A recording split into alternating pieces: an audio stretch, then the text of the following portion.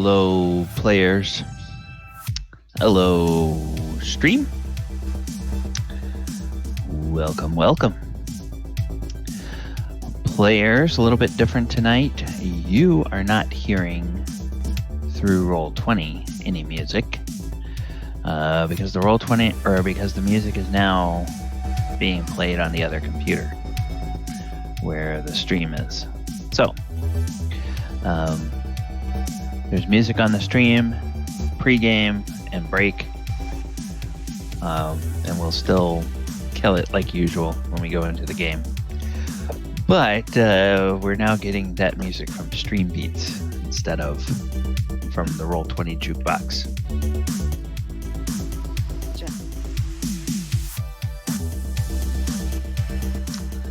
A little more lively, up-tempo house and EDM music.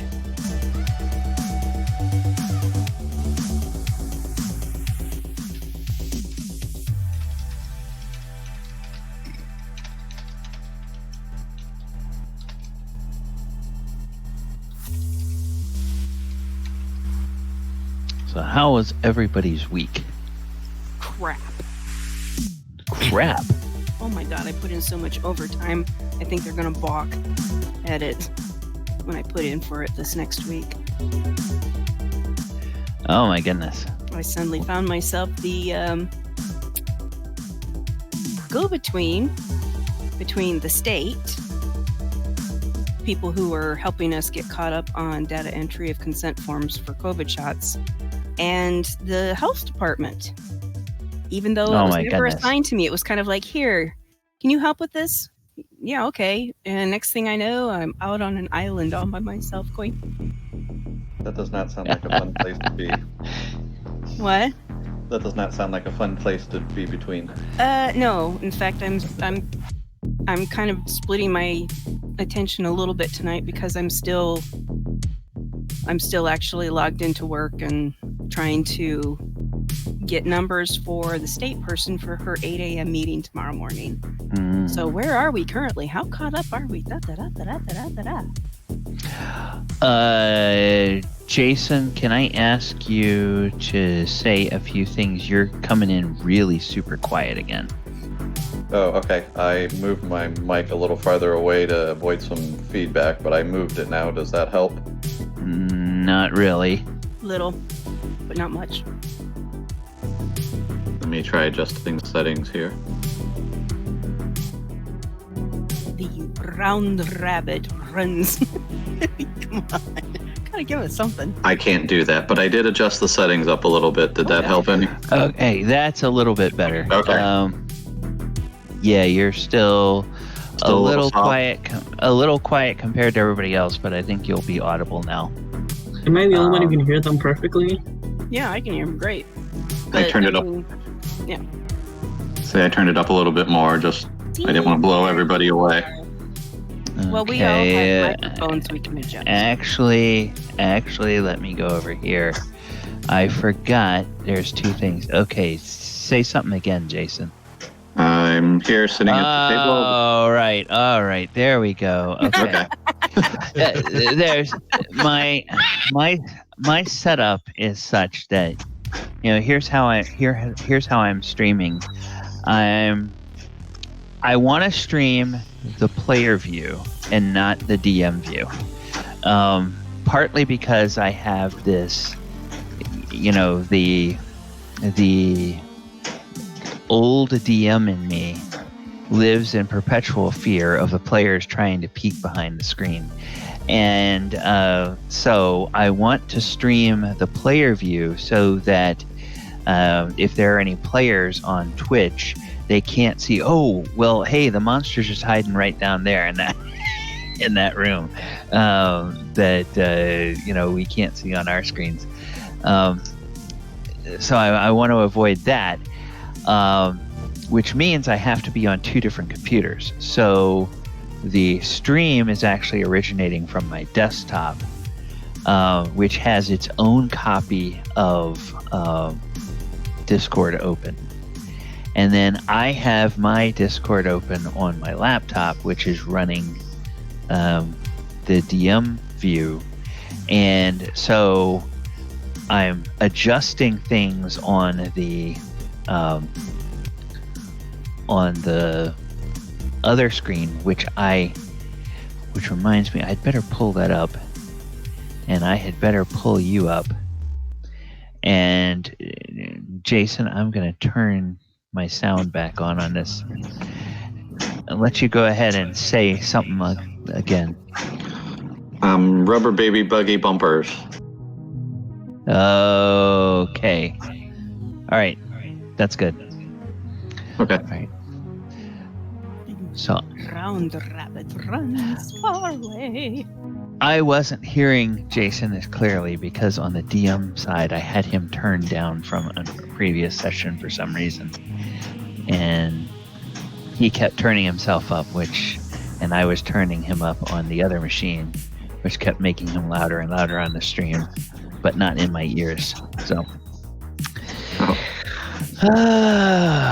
first world problems.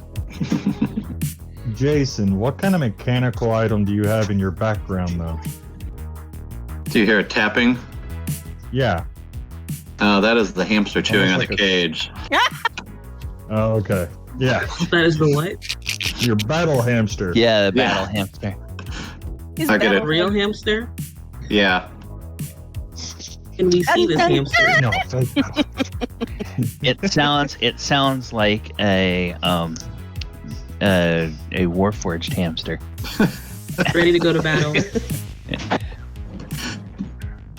Guess I should have changed over to a druid then. I've got the animals all ready to go. Okay.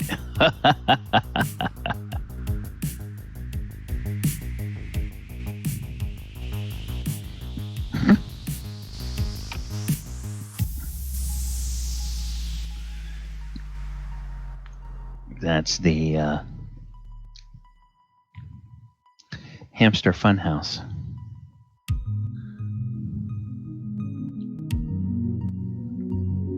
Oops, okay. All right.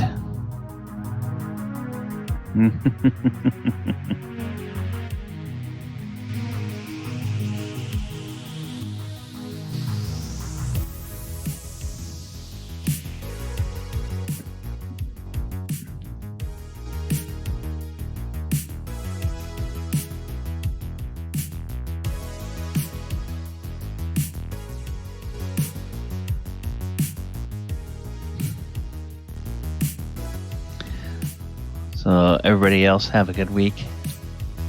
Hopefully everybody else had a better week than me. My teacher decided that 2 days before something was due, she would open the assignment. So take that what you will.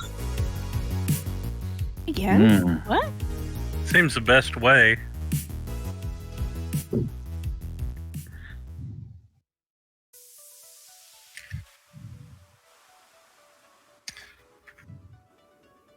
So my interesting week next week gets better because I get to go get a root canal on Tuesday.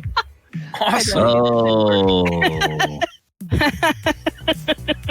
Oh my goodness. Yeah. I'm getting teeth pulled next week, so you won't be alone. Ooh, yikes. Not My good. own fault. Uh-oh. All right. Well, I think you're both extremely lucky. Think of all the pain you're going to get. Bring the pain. all right. I'm going to go ahead and stop the music on the stream. And welcome everybody to the Lost Mine of Original D&D.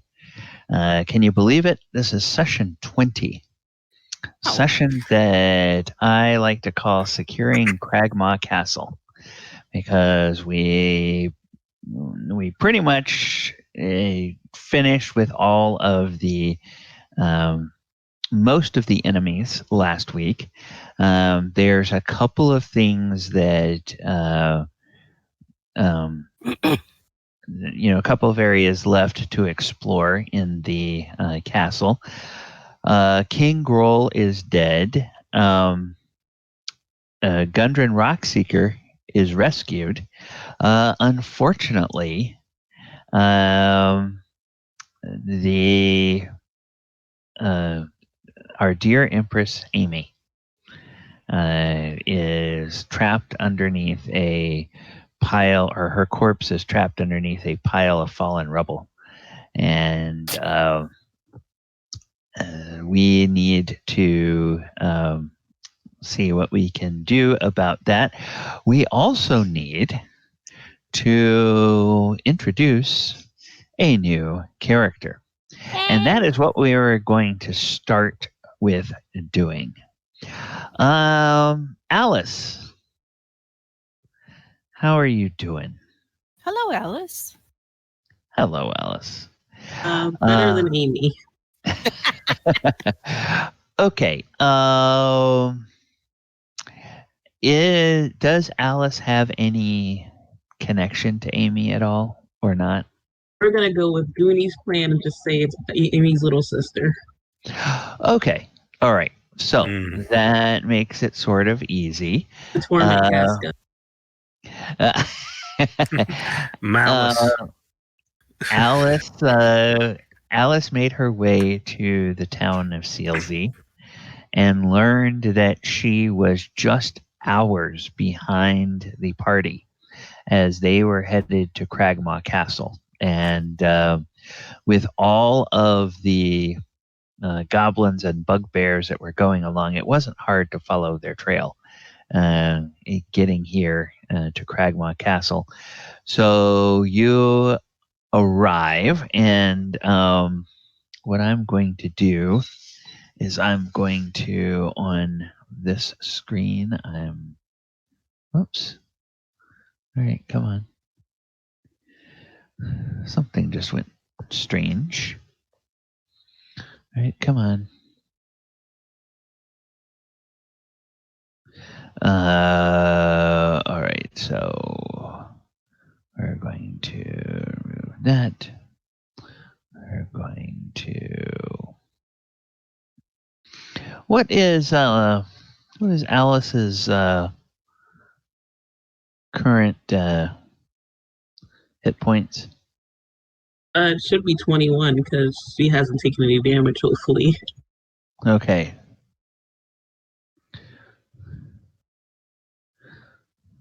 All right. Okay. So Alice shows up out here, outside of the front gate of Cragmaw Castle, and sees evidence of a battle. Namely, that evidence being the bloody corpses of some hobgoblins. And so it's clear evidence that the party has arrived, and at least it looks like so far it's castle defenders that have died and not the attackers. So that's ostensibly a good thing. You have several different entry points that you can go in. There's big front doors up on this porch. There's an entryway down here to the south on the side. And then we'll just say that as you were coming up, you would have seen that there's probably also an entrance over here on the north on the side. So which way would Alice want to try to go into the... Going through this side door over here. Okay. All right.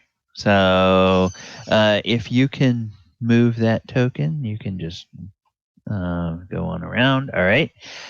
And you climb up the stairs and open this door, and you hear the sound of some voices. And I'm going to say that in the people rushing in and out, this curtain is not actually there. It's down. So Conrad, you see that door, that south door open, and you see a human female enter. And Oh, what is Alice wearing? I mean, what would Conrad and the others see? I'm just gonna say she's very similar to Amy. Okay. Conrad, you see a woman that bears a striking resemblance to Amy. You can tell it's not Amy, but man, almost could be someone related to her. Hi, can I help you find something? Are you lost? I'm looking for my sister. She stole my hat and ran off. And who's your sister then? Honestly, I'm not even sure at this point. Last time I saw her, she was a duchess. Duchess, huh? Did she have grand ambitions to rule the world? Yeah, that sounds about right. Yeah, we can talk about her in a little bit here. We're kind of cleaning up a mess right now.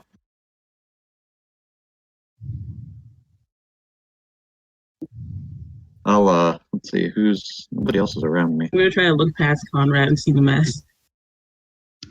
Yeah, you see a bunch of goblins that are surprisingly not trying to kill any of the humans. In fact, they all seem to kind of be allied with the humans. There's a bugbear over here and a man-at-arms who are sort of swapping war stories and sharing a wineskin. There's some other goblins around here that one of them will say, "Well, I hope they're gonna get rid of the ooze. That thing's dangerous to everybody." And Mustard says, "An ooze? Oh dear." And so then other people are going around. So that's Conrad. That's Alice. Let's wander through the establishment, shall we? And let's find out what everybody else is up to. Theolis, you are in the room where Grohl fell. What are you up to? Currently trying to get Gundren brought up to speed, as I believe I'm the only individual left that he hired to begin with, to let him know that, one, the individuals that have had him captive are allies, and to find out what happened to his brothers. Okay. And yes, of course, Sildar is in there with you as well. All right, so that'll be what you're going to try to do.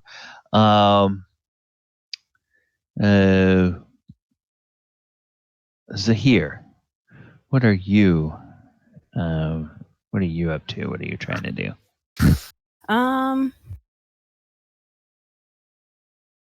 Well, last time we left, I was kind of stuck in a hallway with all these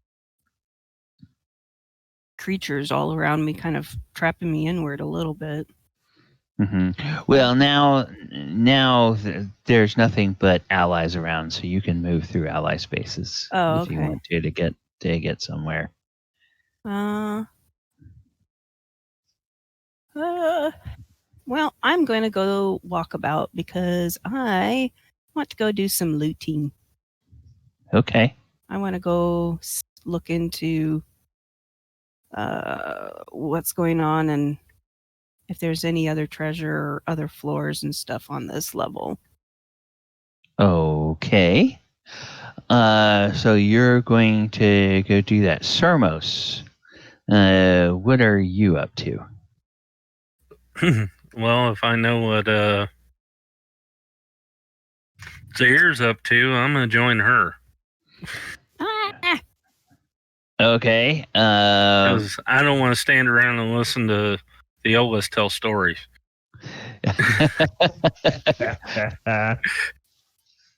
Okay. I move my token. I can't apparently move my token. Okay, try it now. See if you can. Either that or the lap time I'm on does not agree with allowing me to. I saw yours move a moment ago, so I think you must have moved it. But you're now. You're now here in this room. Do you see that? Door here. I was trying to go. Okay, apparently I've got something going on with my computer. Oh, there we go. Finally. Okay. I think it just needed to refresh because it was literally yeah. There was a massive lag on something there. Yeah, my Roll20 just refreshed itself as soon as we started on my DM computer. So I'm not sure. I think it's a Roll20 thing, because if it's happening to everybody, it must be something from their end on their servers. So everybody may get that in the next few minutes as that cycles through their system. All right. So you head down into Area 12, as does Sermos. All right. So let's go back, and I will give you guys the skinny on what Gundren knows. Gundren knows that. All right, yeah. Gundren knows that there are. What was this? It's number 14 on the map. Gundren knows that King Groll has his map, and he's hidden it somewhere. And so he will not want to leave the castle without it, because it's the map that shows not only the way to, it shows the way to Wave Echo Cave. It doesn't show the layout of it, but it shows how to get there. And Gundren also knows about the Black Spider, knows that the Black Spider has taken both of his brothers hostage. So what were their names? Nundro, I think Nundro is one of them. And what was the third one? I've got to look that up. Okay. So, brothers. Okay. Let's see. Thardrin and Nundro are the other two brothers, and the Black Spider has them. And Gundren says they both know the way to Wave Echo Cave, and he is not sure what kind of magic the Black Spider has, but might have been able to figure out how to get there. So he wants to get his map. He wants to get ready, and he wants to organize an expedition to go to Wave Echo Cave as quickly as possible, preferably without going anywhere else in between here and there. All right, so that's what Sildar and Theolis would have learned. All right, Sermos and Zhire. As you come down into this area here, you are finding basically the quarters of several hobgoblins. Okay. and there's not a whole lot in here other than some coin purses, and we will see what those coin purses have in them. They are all right. So let's do this.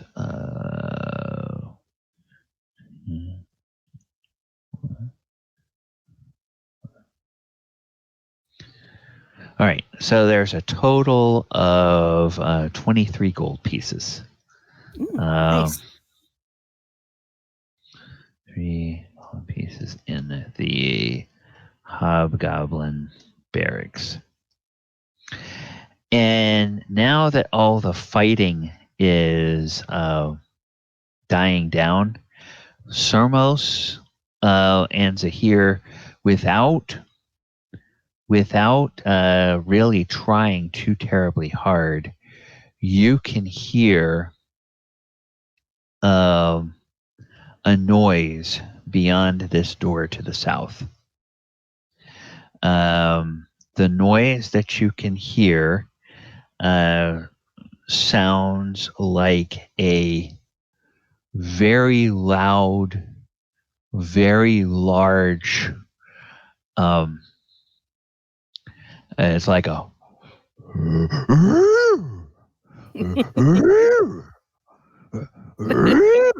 Where's my meat shield when I need it? Shut up. And it is there's also some banging against this door, and you notice that as there's banging on the door, that there are some heavy chains and a large padlock on this side of the door. Okay. Maybe whatever's in there is guarding something valuable. Very well could be. Want to go see? Yeah, but maybe we need some more recruits. What do you think? That sounds pretty big. Jesus Christ, there's like 2,000 of these guys standing around here. Yeah, that's Really? what I'm saying. We get some of these goblins to go first.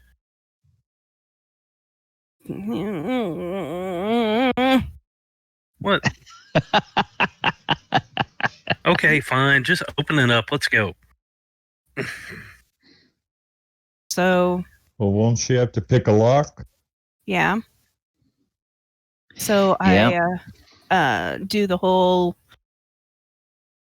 kind of put my ear to it and see what's going on, if I can hear anything other than that noise and how close the noise is coming from the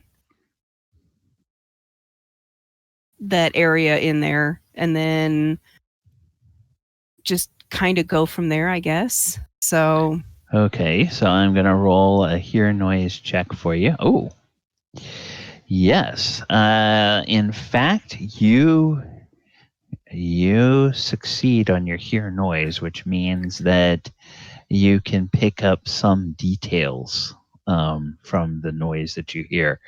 okay. You're hearing heavy footfalls on the stone floor beyond, and it sounds like there's also kind of a clacking on the ground. Okay. A clacking that might be, you would guess it's either clacking like bones or clacking like claws on the stone. Clacking like bones or claws. Okay, so yeah, at that point in time, I'm kind of like, Okay, you can open it up or what? I think if we get a small party together, we should do this. Oh, now we need some meat shields. Yeah, unfortunately, Okay. I'm hearing some noises that don't sound probably the best, so to speak. Yeah. I thought with the loud noises and the fact that there was locks and chains on this side. There's other stuff going on behind it that sounds like bones. Like cracking? It's hard to explain. You think maybe they got an owlbear in there?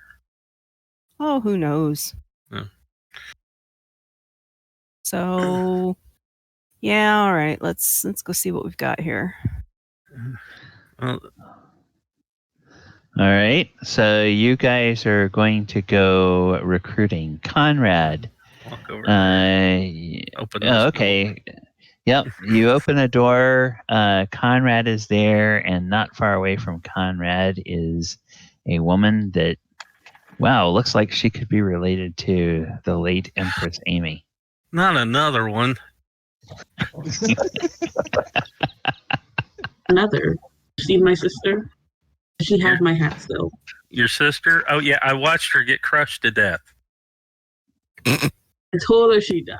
If she stopped walking through the front door, she would still be alive. She went in the front door. She set off a trap. Obviously. Yes. So I was going to try and break it to her a little more gently than that, but, I guess that worked. The news very well. Evidently, Malice doesn't care about Amy. Malice. She stole my hat. There's no love there. She stole my hat. I don't blame you. She was not a lovable person. Only I get to talk bad about my sister. Who even are you? Well, she was my meat shield. I highly doubt that. It worked. She went first. She died. I'm here.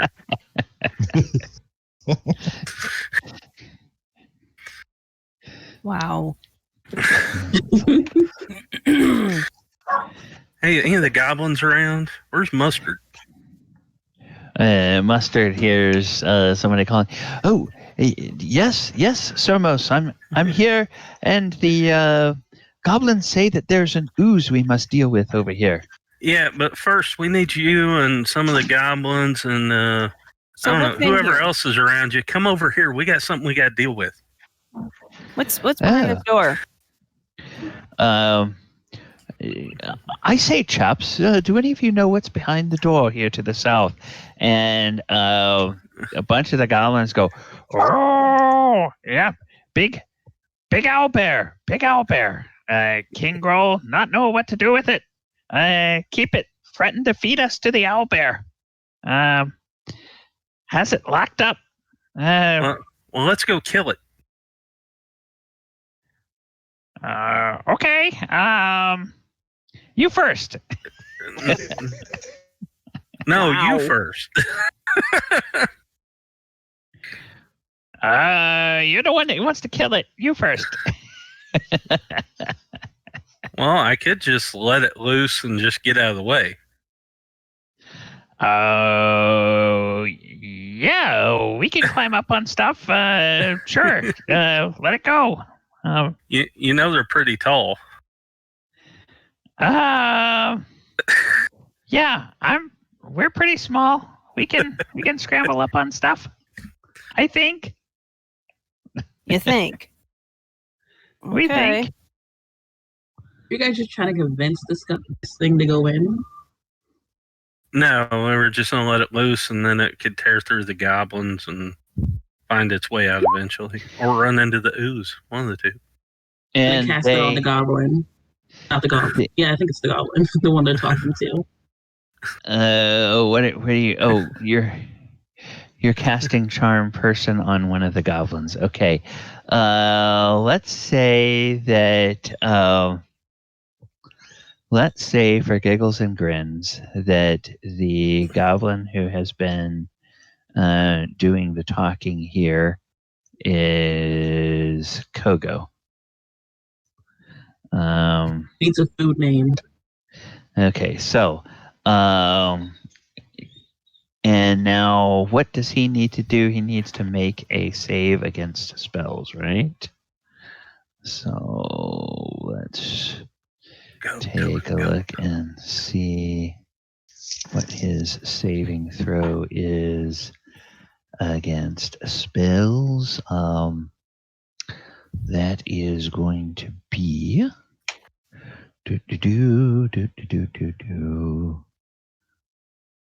Goblin save as all right.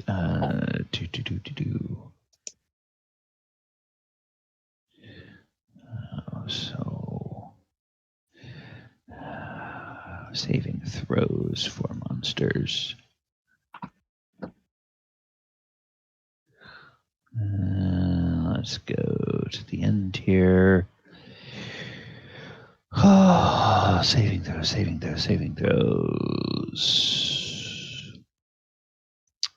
152. So it's going to be 154. All right.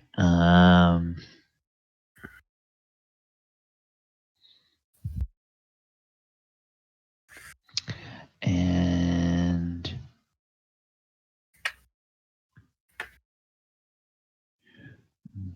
where's the fighter?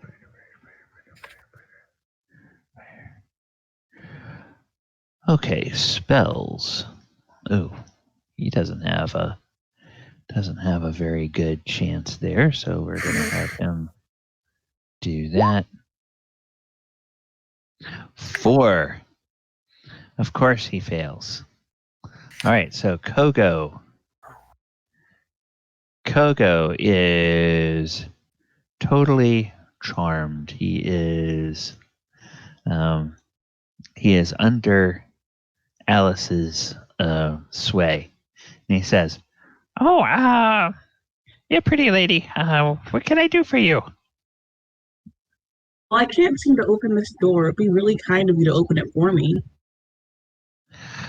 Oh, yeah. You need to get out of the way because there's a big owl bear in there. And then he says, "Everybody, get out of the way. I'm going to let the owl bear go. And I need to get the keys from King Groll." And so he goes running through here. "Excuse me, pardon me, excuse me." And he goes over and he comes into this room here where I guess Theolis is talking with Gundren and Sildar. And he says, "Excuse me, can I get the keys off of the king? They need to, they're going to let the owlbear go."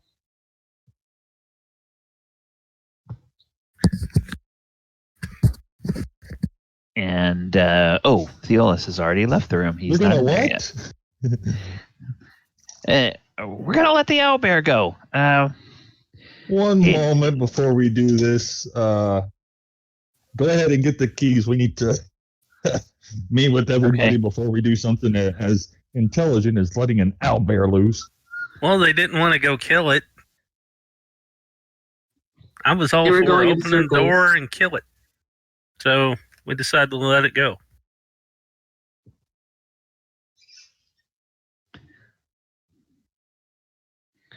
And so he's got the keys, and he says, "The pretty lady asked me to open the door and let it out." What pretty lady? Blonde hair. It's Malice, Amy's sister. Malice. Oh. I love that. That's your reaction. That's awesome. Oh, brother. What would this room be referred to as? A meeting hall? The room where you are is a barracks, Theolis.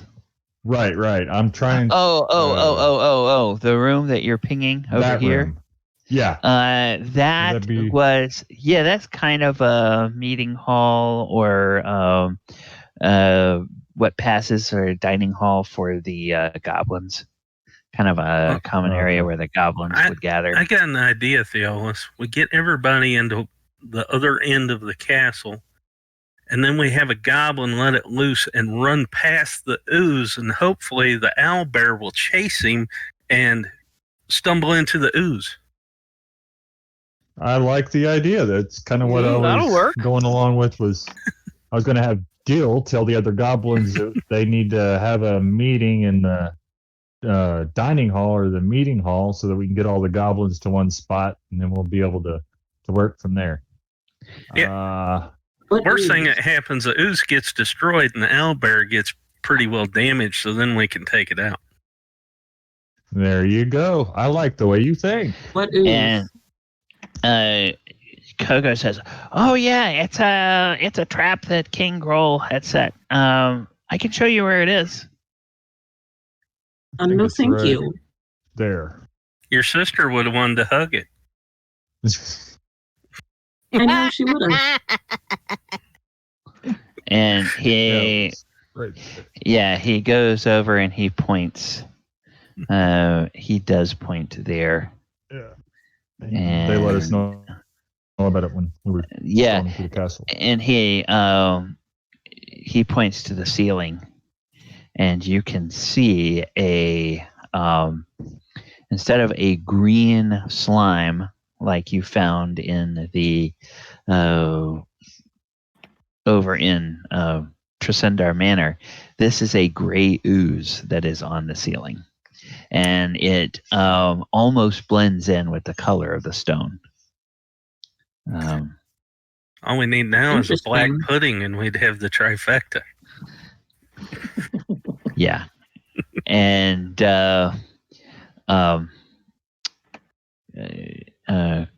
Kogo says, "Yeah, King Grohl, he would always threaten the goblins that he would feed them to the." He would feed us to the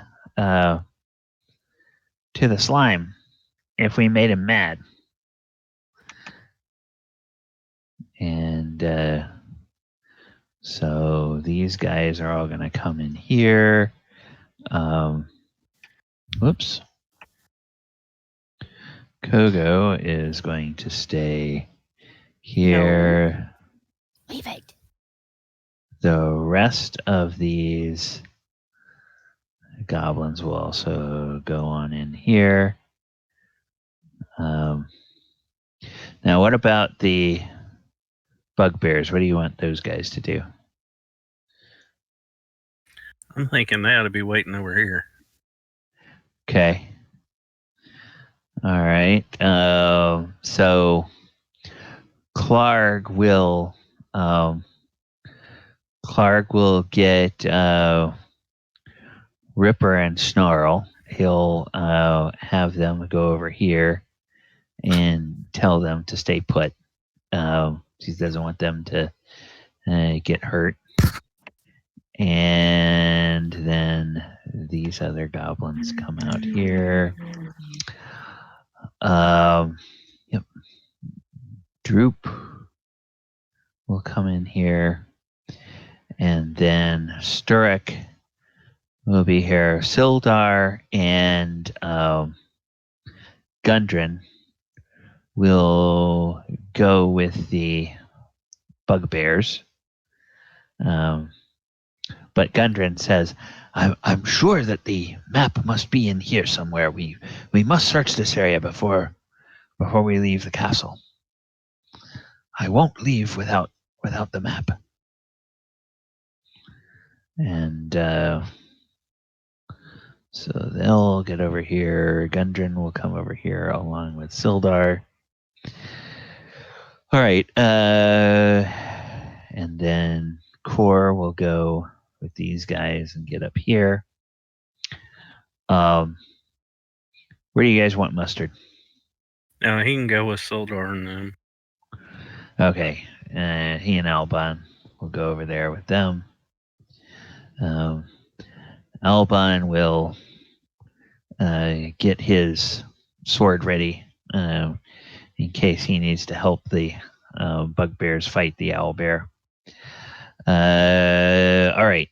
So then Kogo has the keys, and he runs back here and he says, Actually, he's going to run over here next to Alice, and he's going to say, "So, where do you all want to be, and what exactly do you want me to do when I open the door?" Just run fast as you can. Dash your little legs and carry you. Make sure it sees you, and then run.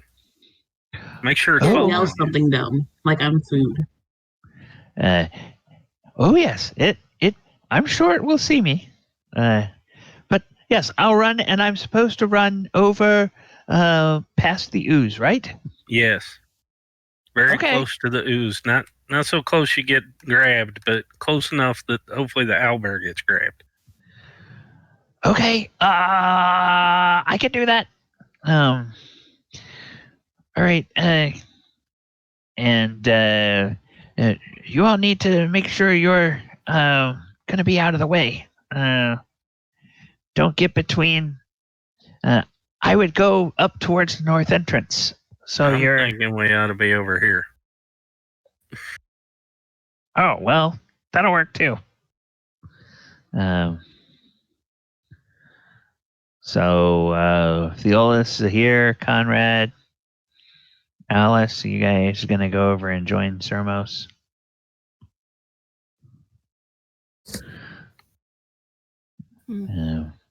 Kogo comes in here and he looks at Zhire and Theolis and says, I am gonna run really fast when I open the door, so be sure you're not in the way. Yeah. Of that owlbear. Okay. All right. So then he goes down here and he starts unchaining the lock, and as he does, you hear this and the banging on the door gets more insistent. And indeed, he opens the door, and then he says, owlbear! And he goes running as fast as he can. Now, let me see. There is a rule. So what is his... That's his speed. So now, what is the speed of an owlbear? Hopefully not faster. Well, yeah, that's the thing. Owlbear. Oh no. Okay, so he runs and he gets about here. And this owlbear manages to somehow squeeze its bulk through this door frame. And then leaps much faster and farther than you think something its size could. And as it gets about here, it reaches a claw out and just snags Kogo. And actually drags him back through the door and then just bites down on him, and Kogo's and screaming. Okay. So can I like as soon as I hear that I don't know, tearing fabric, something, with the claw in it, I'm gonna peek through the curtain. I take it that's a curtain, right? Yeah, we can say that you guys have pulled that down, so it's not in your way. Pull up bow and arrow and try to take a shot at it. Okay, you can do that. And in that case, what we're going to do is we're going to go ahead and I'm going to let you take. Have a new thief by the end of the night. We're going to go ahead and allow you to do that as a free action, and then we're going to go ahead and get into initiative. Would it be a sneak attack? There's really not a sneak attack in this edition, but because it is focused on the the goblin, she doesn't have to wait for a turn. She can just attack, and that will initiate combat. So she basically gets a free attack on it. So no, backstab's only with a melee weapon. Yeah. That is, let's see, combat. An armor class 9 is not going to hit. God damn it. So Zhire picks right up where she left off last week with another miss. God freaking son of a... Way to go. Pick a fight with a owlbear. And the meanwhile, let's see, the owlbear. Where was the thing we were going to? The wagon or that? Okay. Do we hear the owlbear? Like, do we hear Coco or Kogo screaming from where we are? From where like Sermos hear that? You did hear screaming until that claw ripped through his entrails. But now there's no more goblin screaming. There's just the sound of owlbear beak tearing into flesh and snapping bone. Okay. And the goblin is dead.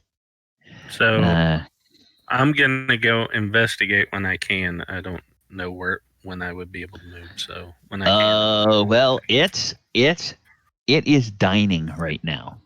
The owlbear is dining. So, and Zhire missed so badly that it did not hit. So now I don't know where Theolis went to. It's right there next to me. Yeah, on my screen I see the guy that's there on the. There we go. I see the guy that's there on the DM layer, so it's hard to see that he's in the same spot. Okay. All right. So I step back a little bit and I like whisper something like, "We lead it. We got to get around in front of it and lead it through." All right. And she points down the hallway, like down this way. She's like, "Go this way. Go this way." All right. It should give me line of sight. There's going to be an obstruction there, but she runs past Alice and goes, "Excuse me, pardon me, coming through." Okay. And then the owlbear is Theolis, you can see the owlbear, but it's very intent on this meal. It's just looking down and Zhire, you look around the corner and you see as you look around, it pulls its beak up and it's like pulling some sort of sinew or something out of the middle of this goblin. There's the intestines. Oh, there you go.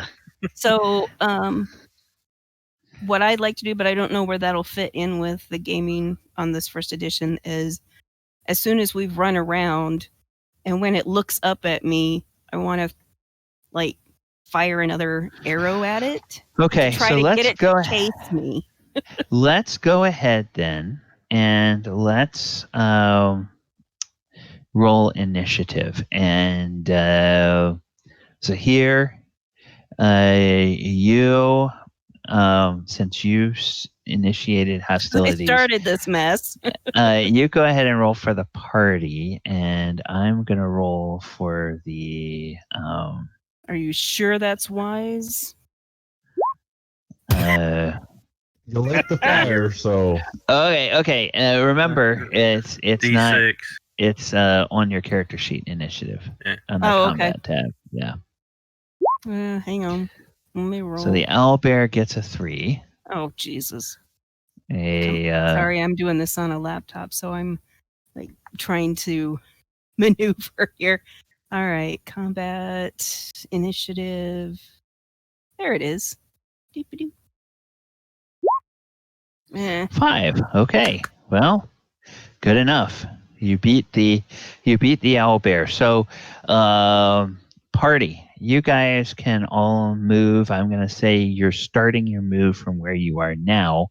Where would you guys like to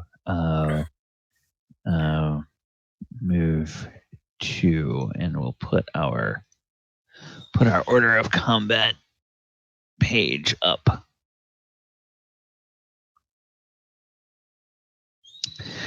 So, party is in the movement phase. I just want to move enough to get a line of sight on the bugbear so I can use a short bow.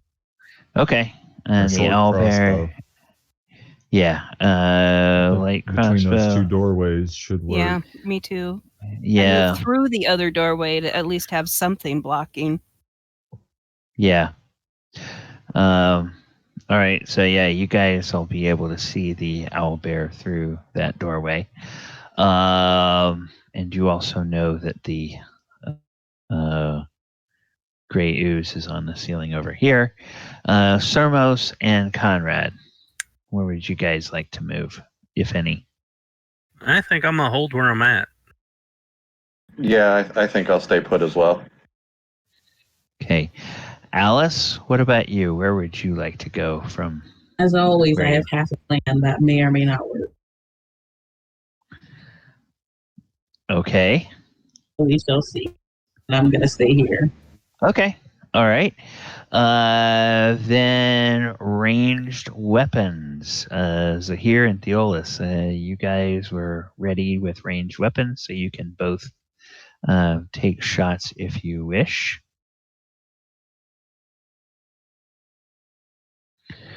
Okay, Theolis, that's going to hit for 1. And let's see what my luck holds. Or not. You're going to hit. I got its attention. Is it 100? No, it's not 100 feet yet, is it? Is this long or short? Oh, no. It's short. Every one of these squares. I hate this laptop. I'm so sorry. There, short. And I still don't do any good.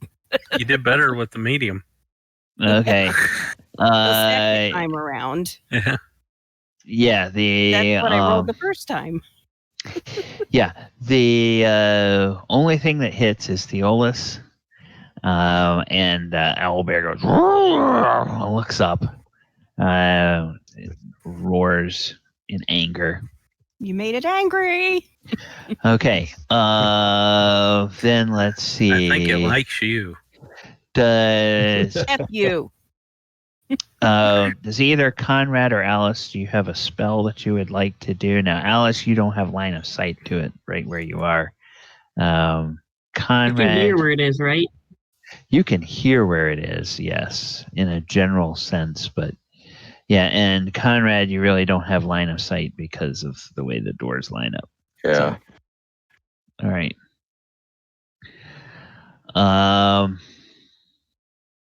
All right, and then nobody is in melee range. So we will go to the owlbear, and the owlbear will then move.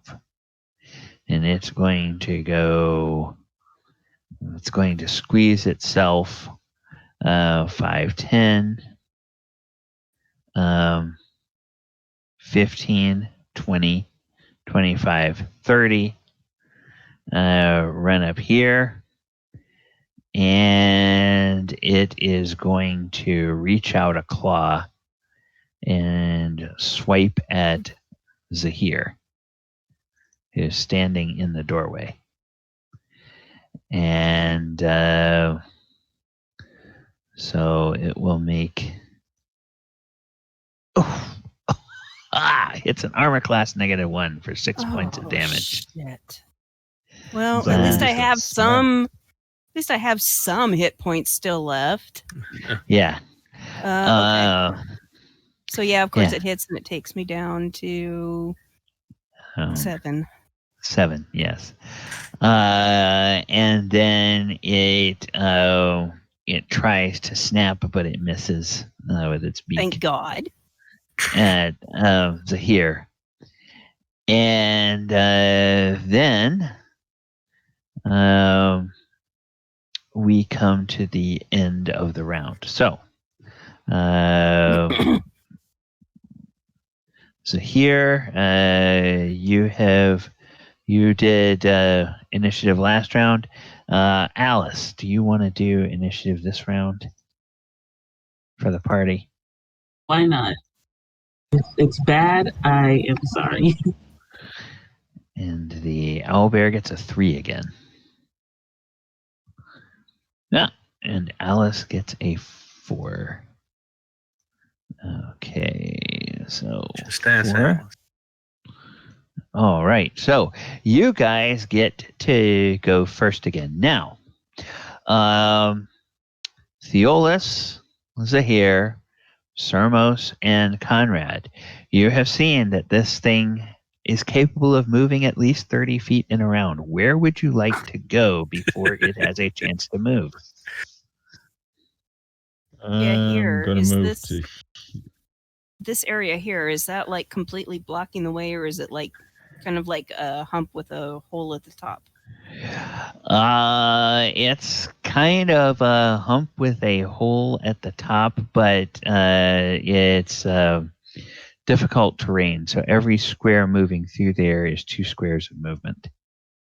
Okay, so let me see here. What's my movement ability?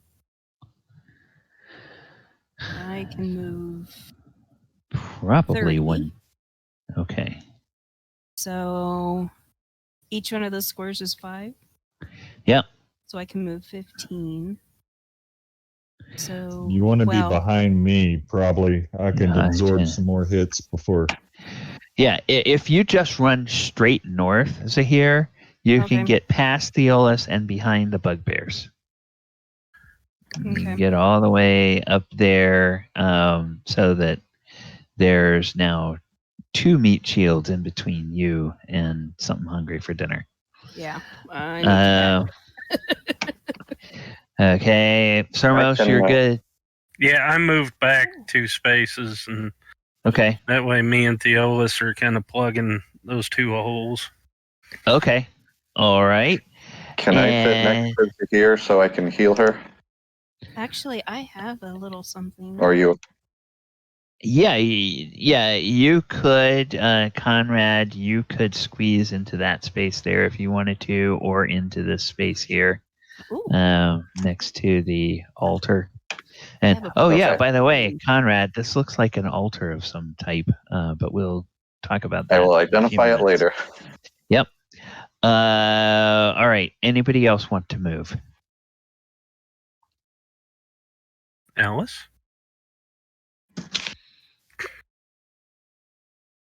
Don't you want to pet the bugbear? Make it your friend? Did she go somewhere? Amira, are you there? She's on mute. We can't hear you. Yeah, I'm here. I don't have any plans. Okay. All right. So the owlbear was okay. Sermos, do you have you're in a position to see through? I do not have a ranged weapon. You don't have a ranged weapon. No. Theolis, by the way that angle is, you can't really see the owlbear at this point, so no ranged attacks. So I guess we'll go over to the owlbear, who will squeeze through and has the scent of Zhire's blood, and immediately charges toward Theolis. And when it gets about there, indeed the gray ooze drops on it. And then let's see. Okay, so we have a gray ooze, we have an owlbear. Let's see, what kind of marvelous fun can we have with those 2 guys? Okay. All right, come on. All right, let's. Gray ooze.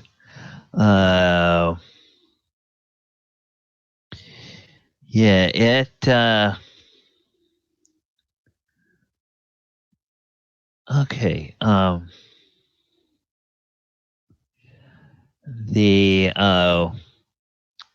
The gray ooze lands on the owlbear, and you, Theolis and Sermos, you can smell kind of this acidic burning as the gray ooze starts to dissolve first the feathers and then the fur and then the flesh of the owlbear. And the owlbear screams and thrashes around. And Theolis, I want you to make a dexterity save for me, please, or a dexterity check for me. Okay.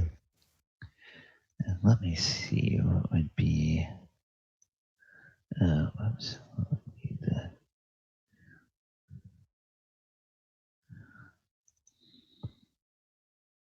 Just roll the check beside dexterity.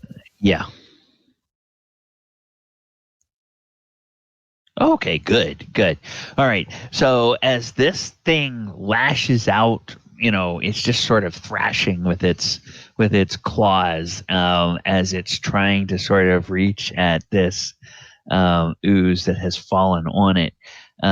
You manage to stay out of the way and don't get crushed by this owlbear. But these two are now sort of locked in combat, and I'm going to say that the gray ooze takes up the balance of the owlbear's turn. And because the owlbear is preoccupied with the gray ooze, I'm just going to keep the initiative order like it is.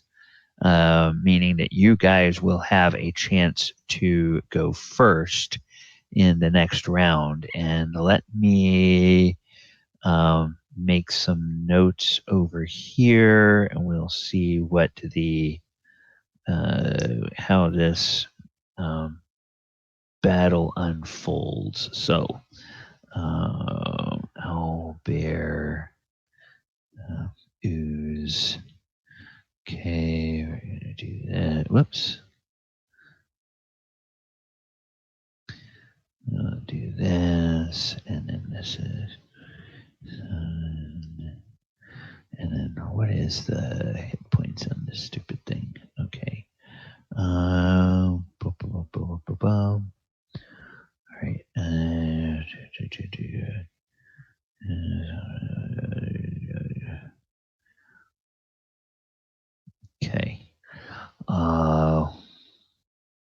Okay. Okay. All right. So that's going to be.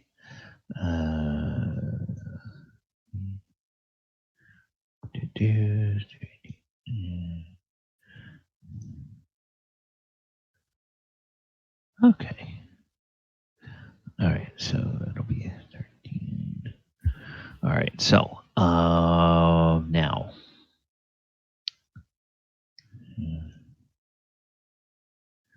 11.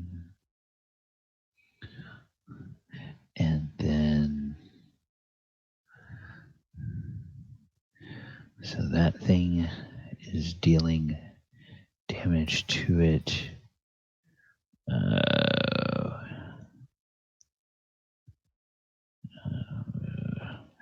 All right. So the owlbear appears to be thrashing at the ooze, and bits of the ooze are flying in all directions across the room as this thing is thrashing at it. And the owlbear's flesh continues to be burned by the acid. So, Theolis, it's right. Misery. Yeah, Theolis, it's right there. Do you want to move out of the way, or do you want to stay there so you can engage it in melee? I'm going to stay there for melee. Okay, Sermos, do you want to move at all? No, I'm just watching. Okay. See which one wins. Okay, Alice, what are you gonna hang out there, or are you gonna move somewhere? After hearing all that noise in the next room, I think I'm good here. Okay, Conrad and Zhire. Zhire, Conrad is there, and he looks like he's ready to cast a spell if needed, or do something to help with healing. Yeah, I'm out of spells, but I could do a skill check to heal. Okay. I also have a skill. I got a healing potion. So. Oh, okay. So up to you can. I can do that too. All right. So let's see. That's the ranged weapons. There's no ranged weapon attacks. Spells. We're gonna say a healing potion would count as a spell. So if you want to do that, okay. So can it's 1d6 plus 1. So d6.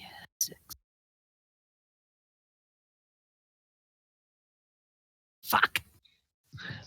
Okay. Well, it's 2 is better than nothing. This is just my luck, people.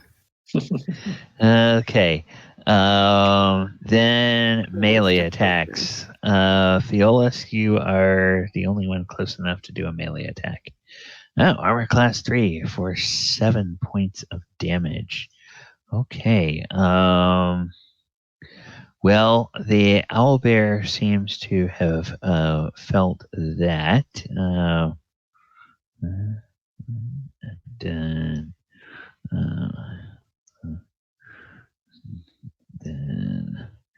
okay. And it now howls and screeches at Theolis. And then on the owlbear's turn, it does something. It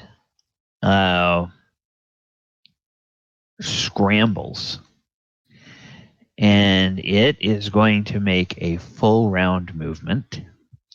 So it is going to scramble up this pile. That is 10. That is 20. That is 30.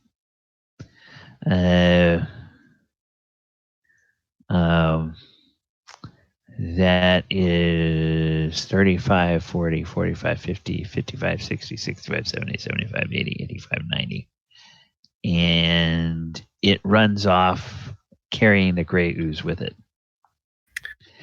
And you all hear the howling and screeching and calling of this creature as it runs away. So, thus endeth that combat.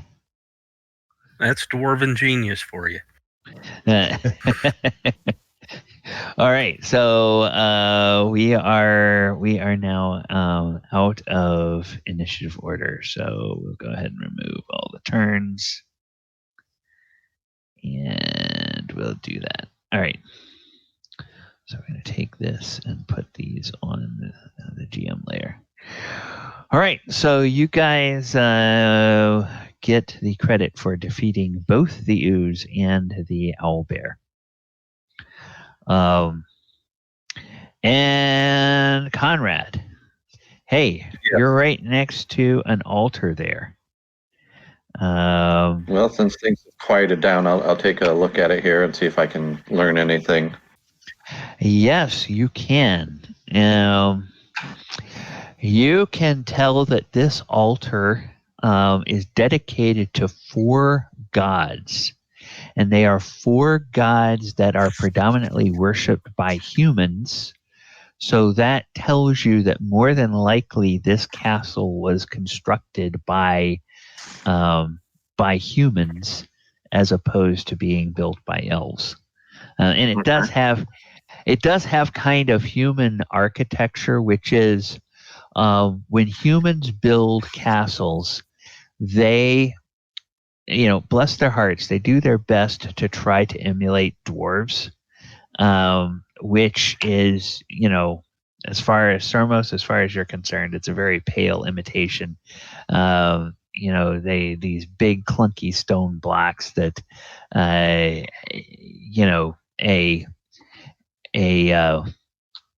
dwarven school child would be scolded for cutting blocks so sloppily. But they managed to build it without using any mortar, so it sticks. They fit together fairly well, but not really dwarven craftsmanship. But anyway, the gods are the god of chivalry and valor, who is Heronius, the god of magic, which is Bakab, the god of the sun and daylight, which is Palor, and the goddess of the woodlands, which is Alana. And I'm going to put those in the Discord for you guys. Okay. So the altar in Castle Cragmaw is dedicated to the following things. Okay.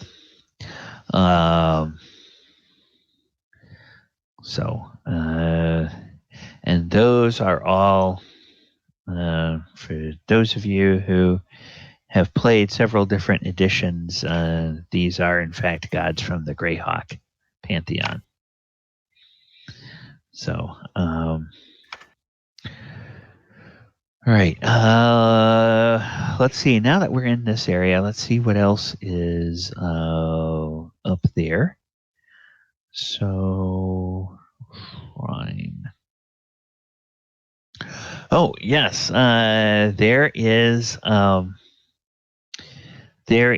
a box down.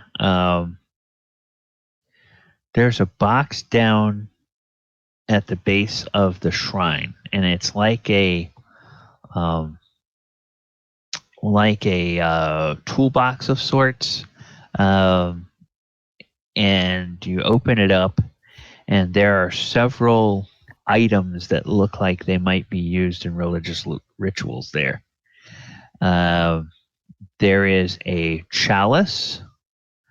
There is a knife that has a golden handle and a blade that is edged with silver. The knife is not terribly sharp, so it looks like it's a ritual knife more than an actual weapon or cutting knife. And then there is a censer, so like a little thing that you would put incense in and spread it around with. So that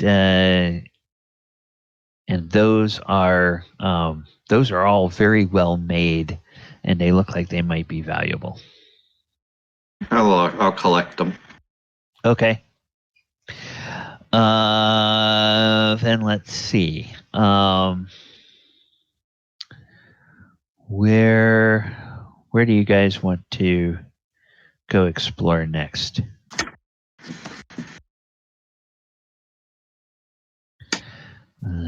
Gundren is going to, now that the owlbear is dealt with, he's going to tell Sildar, "Come, we must go back to Grohl's quarters and find the map."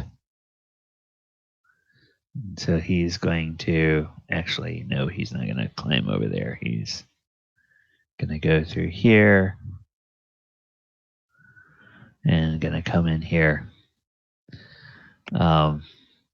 Actually, he's going to get here, and he's going to see the wolves, and he's going to, he's going to come back because he doesn't have fond memories of Snarl.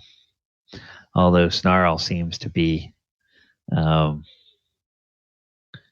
very very well behaved at this point. Clark will come on through, and he will pass by Alice. He says, "Oh, you bear a striking resemblance to Empress Amy." She's moved up to Empress. Interesting. Oh, yes. We were all so sad when she fell, but now that you are here, well, we can make sure that you can tell us how the Empress would like to be buried. Oh, no, wait a minute. The Empress told us how she wanted to be buried. Yes, we've already seen to that. Okay, I forgot. I'm only a bugbear after all. I don't have a good memory. Because of course, Amy wanted to be fed to the slime, which I think you guys honored her wishes on that. Where's the witch hat?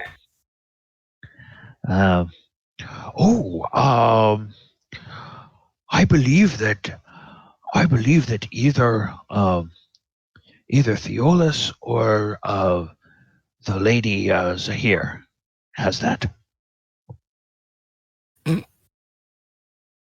I just went walking by. It didn't look like I had one with me. Okay, then it must be. Then it must be Theolis. That would have it. Kind of a crumpled. The witch hat is all sort of crumpled now because it with brains had all the. Well, yeah, it had all of the building materials fall on it and crush it. First time in the whole campaign that the witch hat got damaged. But perhaps Alice has a way of repairing that. So Clark will come in here and says, "Oh, come on in, Gundren." And he says, I'm terribly sorry, Gundren. You see, I was under the control of the Black Spider when we took you hostage, but Empress Amy, she taught me the error of those ways, and well, now we have liberated Cragmaw Castle, and the Cragmaw clan will be a friend to the Rockseekers and to the Empress as well, to the friends of the Empress as they continue in her name. I will make sure that Snarl does not bother you. Oh yes, there you are, boys. Oh, and he goes over and he just starts, roughhousing with the two wolves. And Gundren is like, okay, weird. And walks in and goes and starts poking around. Is anybody going to go in there with him? What, in the owlbear thingy? No, into Clark's or into Grohl's hole. Okay, Zhire is going to check on the owlbear den. All right. So Zhire. Let's see, Zhire.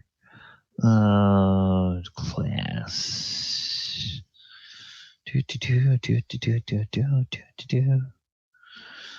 All right. So as you get into this area here, Owlbear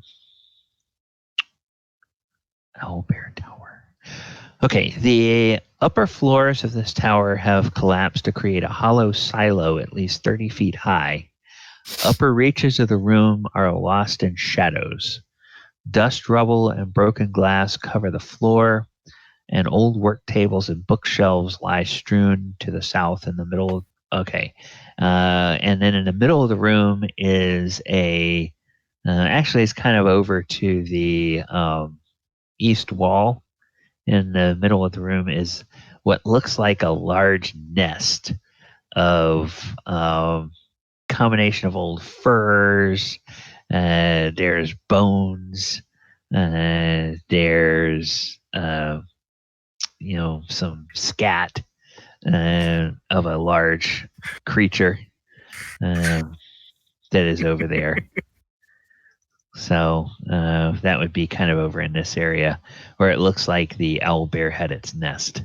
So I was going to go just looking for whatever I could find in here that was out of the ordinary, if anything.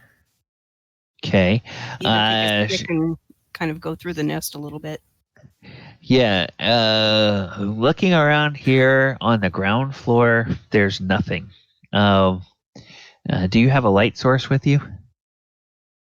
I believe I do. Let me look at my inventory. Okay.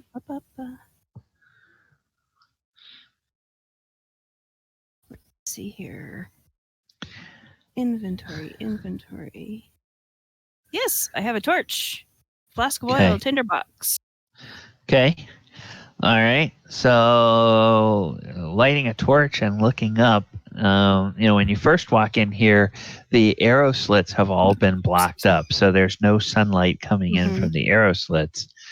But when you light a torch and look up, you can see that, like I said, this tower looks like it's about 30 feet tall.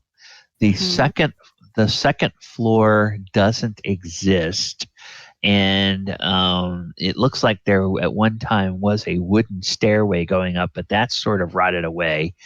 But as you look up about 25 feet up, there is a wooden ledge that sticks out about 2 or 3 feet all the way around the walls of this tower. So now you can't see anything from here, but if there's anything else in this room, it would probably be up on that ledge. Is there a visible pathway of handholds or broken rocks I can use to climb? Oh, it's rough stone wall, so yeah, you could climb up there with your normal chance of climbing, which for a thief of your level is pretty good. Be careful. Your climb walls ability. Now, do you want to go ahead and climb that now, or do you want to wait until you get some allies in here before you? Hey, Amy had her thing, or what's her bucket? Alice. Well, no, former Empress. Okay. Amy had her thing. Well, I'm just curiosity killed the cat. That's my problem. So I'm gonna just start going up there. Okay, so it's a 25. It's a total of a 30-foot climb. So that means that you get halfway up before you roll. So we are going. That is your chance. I'm going to go ahead and roll for you. And you make the climb all the way up without any problem. And as you get up to the top, you see a battered wooden chest. Is it locked? There appears to be a hasp on it where you could put a lock, but there doesn't appear to be any lock on the hasp. Okay, so I reach out with my knife or pull my dagger, and then I kind of wedge it underneath the hasp and flip it up so that it'll come off. And then I will stick the knife under the edge of the trunk and flip the lid up if I can.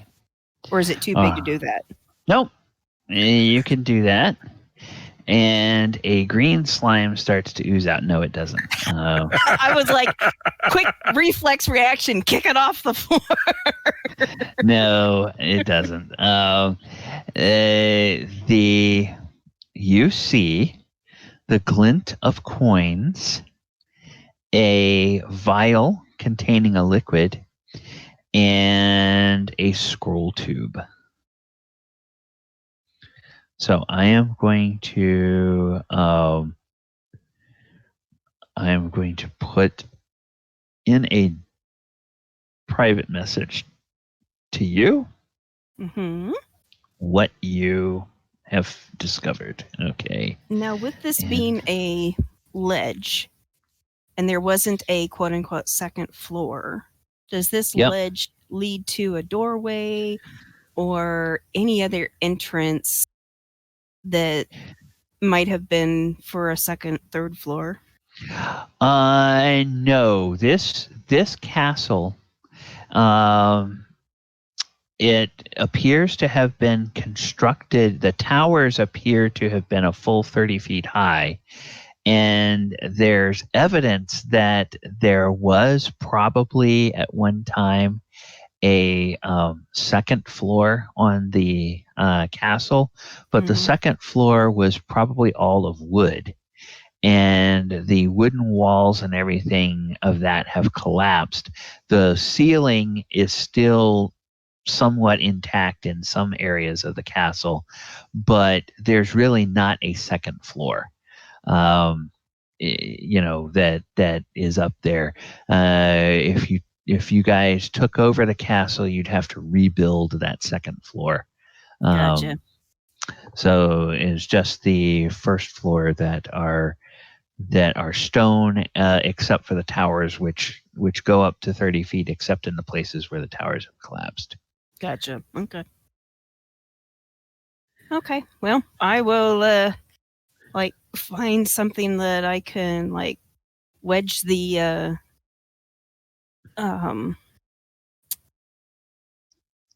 torch into, a crack or crevice or something, and then is there anything above this, or is it all blocked off?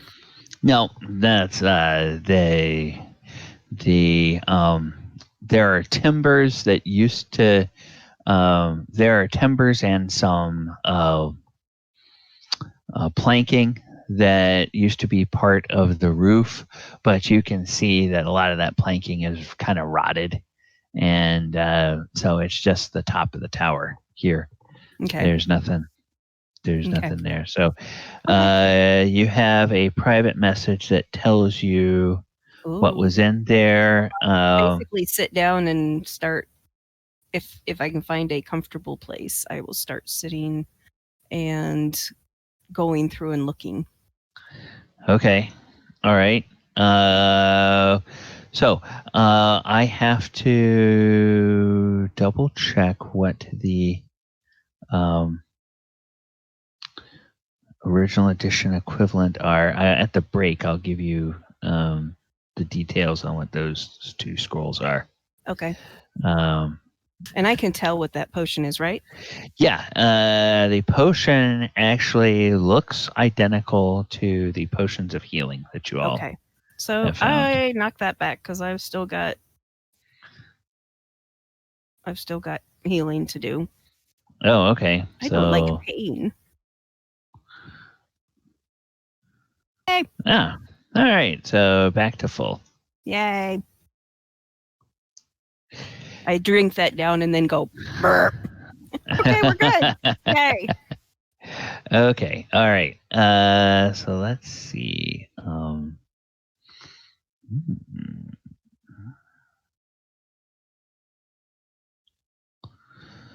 Okay. So I see.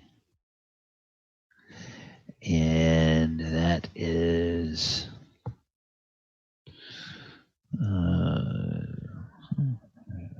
okay. So we're going to go back here, and we're going to go to the spells. All right. So what are the rest of you doing? Conrad and I are waiting to open this door. That's what we wanted to do. Yeah, okay. I want to make sure there's no more friends hiding behind door number 2. Come out and surprise us. Oh, okay. Yes. Let's go ahead and deal with that. Whoops, no.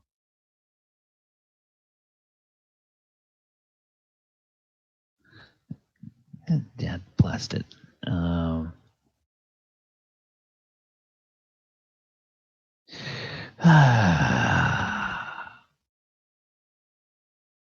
Then there. It seems like you actually have to use the other tool to make it work correctly. This is yet another empty hobgoblin barracks. And in here, you find some more coin purses. Oh. And so that's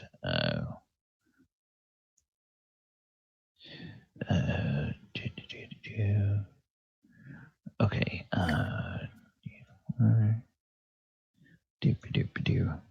All right. You find 19 gold pieces. So I'm gonna do this. I'm gonna say 19 gold pieces in the northwest hobgoblin barracks. All right. And then other than that, there's really nothing of value in there.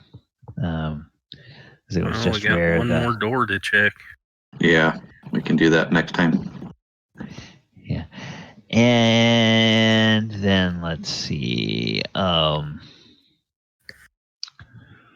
Okay. Theolis, Alice, what are you guys doing? I get my. I'm sorry? Trying to get the hat back. Oh, okay. Yeah. Theolis, we'll just say, for sake of argument, that somehow you wound up with the hat. So if you want to, you can give it to Alice. Well, there was an issue of her sister owing me a bit of money. Oh, okay. Well, you guys go ahead and talk about that. That'll give me a chance to look up these spells here. Yes. Well, little Miss Alice, we have a small problem. Before I can bestow upon you the hat that your sister had, there's a little issue of a debt to be paid.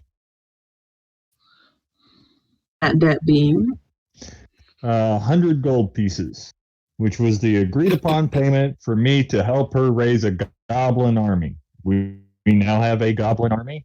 I've completed my end of the bargain.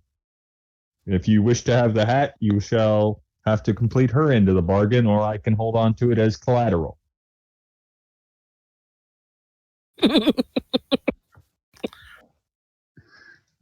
Alice is just gonna laugh in his face because even I know my sister wouldn't make that dumb of a deal. So tell me the real reason you're keeping the hat. Because I need 100 gold pieces to pay off the goblins so they don't kill us. There it is.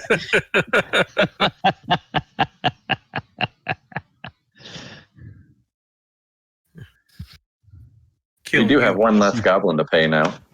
Right. True, you're welcome. We need to preserve his head because that is the bravest goblin I've ever seen. Right. Away. Too bad he didn't reproduce.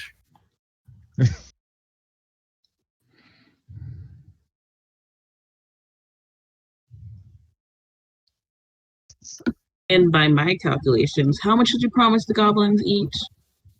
It was 10 gold per goblin. You owe them 140 gold.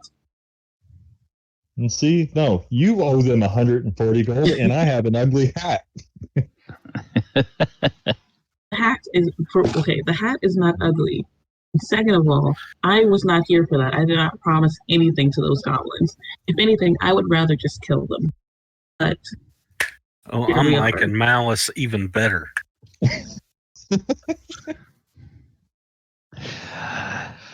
Okay.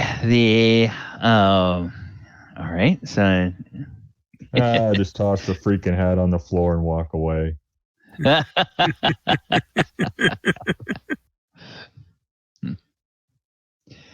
And I guess actually, Sildar would be over wipe it here off with and Gundren. enjoy my life.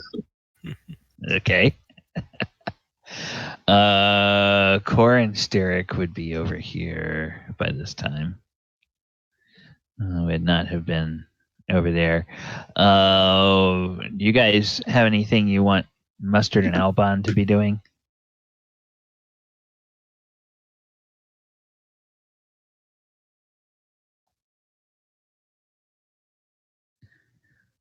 They can be quiet. Okay. All right. They are doing that. And Sermos and Conrad are over here at this area, and they are going to oh goodness gracious,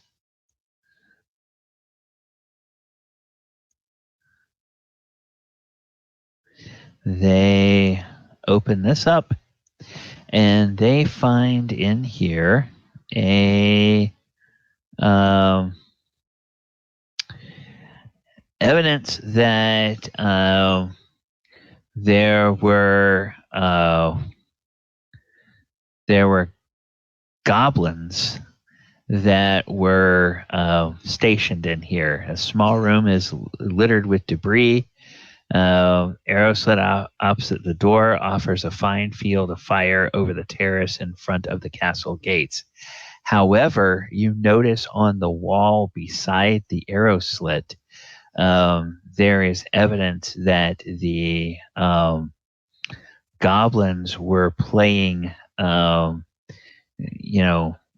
endless games of things like tic-tac-toe and stuff with charcoal on the walls, and probably not watching out the arrow slit very attentively. Nice. And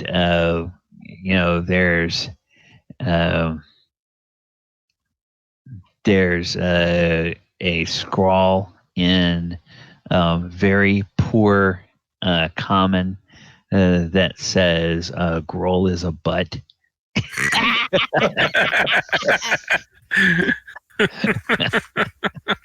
That's awesome. So it kind of gives you an idea what the goblins thought of their poor girl, former leader. He was so misunderstood. Yeah. Yep, exactly. So abused and misused. And if we wanted to get rid of those goblins, we could just put the Amy slime in with them. Yeah, no, I didn't want to get rid of the goblins. I've got 4 of them that are actually pretty good allies of mine. The new ones you can do as you wish. But... I think Malice agrees with me.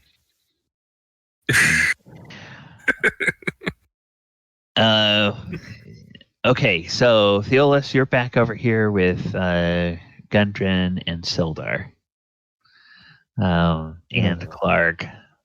So they are tearing through this area. In fact, Clark is taking the opportunity.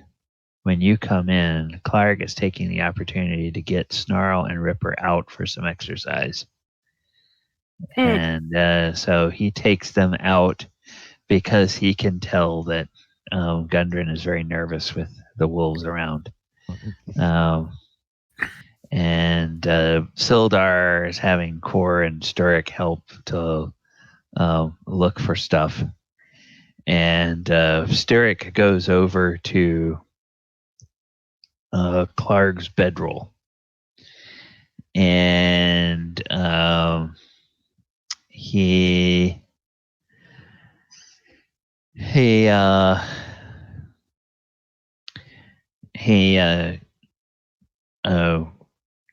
picks up the bedroll and he says, "Ooh, what's this?"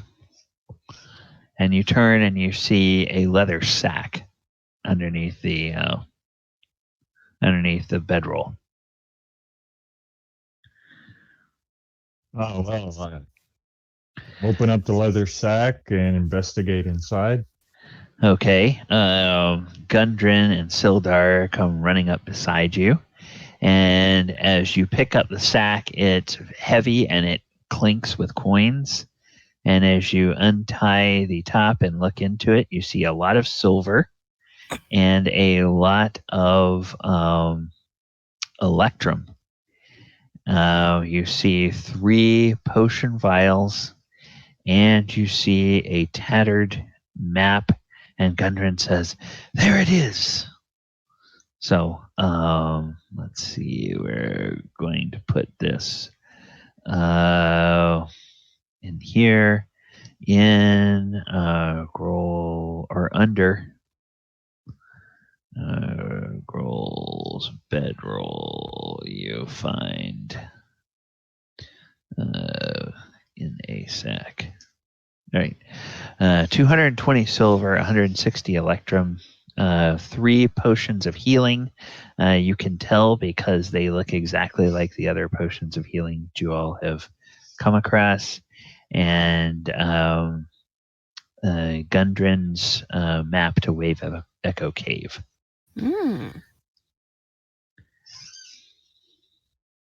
Well, obviously, I'll go ahead and give Gundren his map back. Okay. Oh, thank you. Oh, Theolis, Sildar. Oh, we have a strange army of retainers. And Sildar, for true, can we trust these bugbears, do you think? And Sildar says, well, from what I've seen, they have been mistreated, lied to, and basically used as monster fodder by this black spider. And none of them like him very well.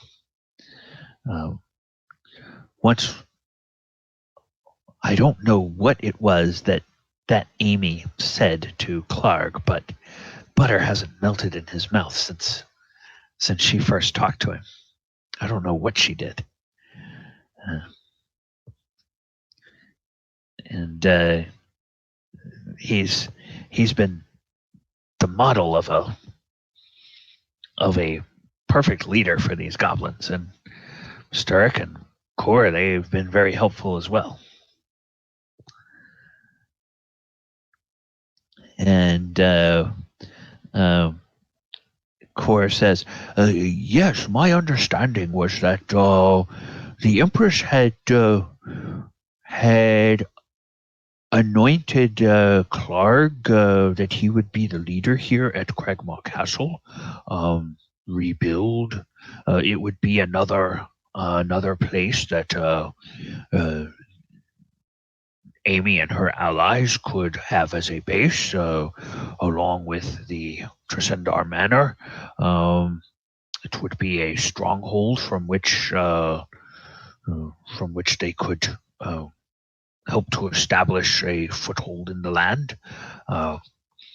We would have someone at Tresendar Manor holding down that location for the party as well. As they begin to establish order. And then with the goblins, we could maybe start teaching some of the townsfolk of COZ some rudimentary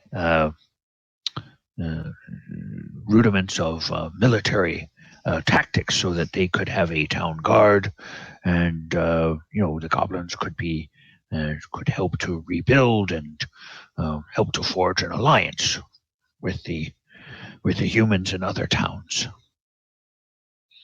It was just the very beginnings of a plan, but and of course, if there's anything we could do to help you, Mr. Gundren, we would be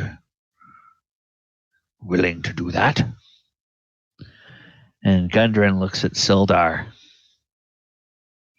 and then he looks over at Theolis, and he says, Theolis, can I talk to you in private? Happily, sir. And he says, "Oh, let's go somewhere." And he starts walking down here, and he goes past here, and he starts to smell the owlbear. He says, "Oh, let's go in here into the owlbear tower. Nobody will hear us talking in here." And I remain very quiet. Right? And of course. Yes, because Zhire is way up on a ledge, up high. And Gundren says, "Oh, Theolis. Now normally I'm no friend of goblins, but it strikes me that this black spider could be very dangerous. Do you think that maybe the goblins could serve as sort of shock troops to go in and take the brunt of the first attack, or do you think they would turn on us if that were the case? You've worked with them longer than I have." Well, Mr. Rockseeker, seeing as how you've been their captive as opposed to their ally, I can understand the difficulty. But this entire time that we've been working to find you, they've been working alongside us, and I believe we have a good foothold with the goblins that came with us. Now, the goblins in the castle will no doubtly fall in line. And Clark, I know it's been a while since you've seen him, and it's not fond memories, but he has seen the light, shall we say. And we have, or the witch that was accompanying us in the beginning has set down a good foothold and direction for him to be allied with us. And we even have a crown. We could go through a little coronation ceremony later, which would bolster the ranks and the reputation with the goblins and the bugbears, so that we could call upon them when we need to reinforce our ranks. And have you been? How have you kept them in line? Is it just simply by paying them? At times it's by paying them, but it's also by treating them as allies or employees of good standing. They're used to violence and mistreatment, and we found that by treating them as employees, they much like a flower goes towards sunshine, they have been more than happy to serve. That is most peculiar. Everything that I was taught when I was in the military was that goblins were simply savage folk, that the only chance was to kill them before they can kill you. But truly, it was Grohl who relied on the goblins to make sure that they kept me alive. And the bread that they brought me and the water they brought me was surprisingly free of any dirt or impurities. I was very surprised about that. Grohl himself was a mean old cuss. Glad he's dead. But maybe we can trust these goblins. Well, I will follow your recommendations, yours and Sildar's. You've managed to work with them, so if you all believe they can be trusted, maybe we can work out something, and perhaps not all of them will get killed, and some of them might even like working in the mines if we get those reopened. It certainly would be slight little bodies like they have. They could sneak into places that even dwarves couldn't get to. Well, all right. Well, once they become accustomed to earning a wage and they learn that they can get a per diem for mining, they should make a rather stout and eager workforce for you. Yes. There's perhaps then the stories that I've heard about goblin mischief is those are false too. Well, if they can be taught a skill and they can stick to it, then so much the better. All right. Well, thank you.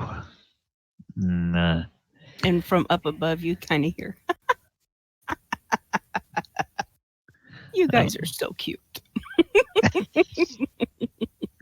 Oh, Theolis, you look up and there's some light coming from above. And Gundren looks up and says, "Oh, I'm sorry. I didn't know anybody was in here." You should always check your surroundings, my dear.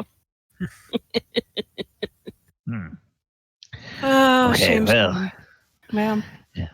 Anyway, it's not like you were talking about anything truly, really important. No, just the ways of the world. Yes, and I'm just concerned that we were outnumbered by these goblins, but Theolis here says he thinks they can be useful.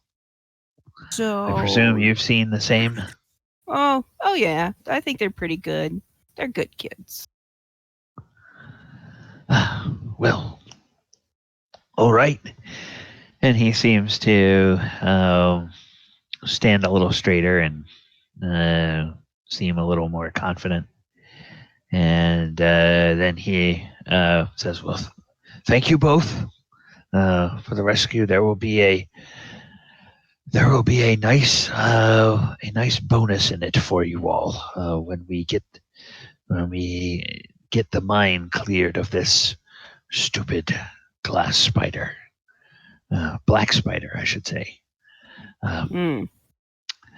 Now, we should have a council, and any that you all think should be there from among the goblins or the bugbears, perhaps Clark, any of the other bugbears could be there with us to discuss this.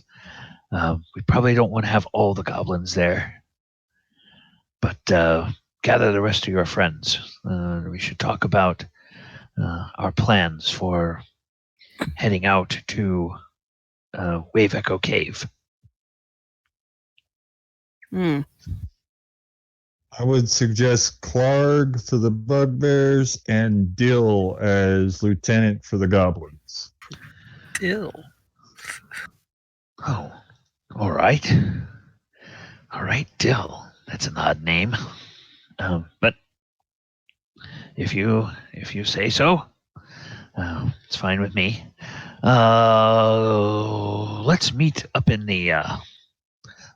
that chapel area, shall we? Let's say an hour. Very well, Mr. Rockseeker. Okay, good. I'll go tell Sildar, and you all can gather the others. And then he heads off, and eventually grabs Sildar to come over here as well.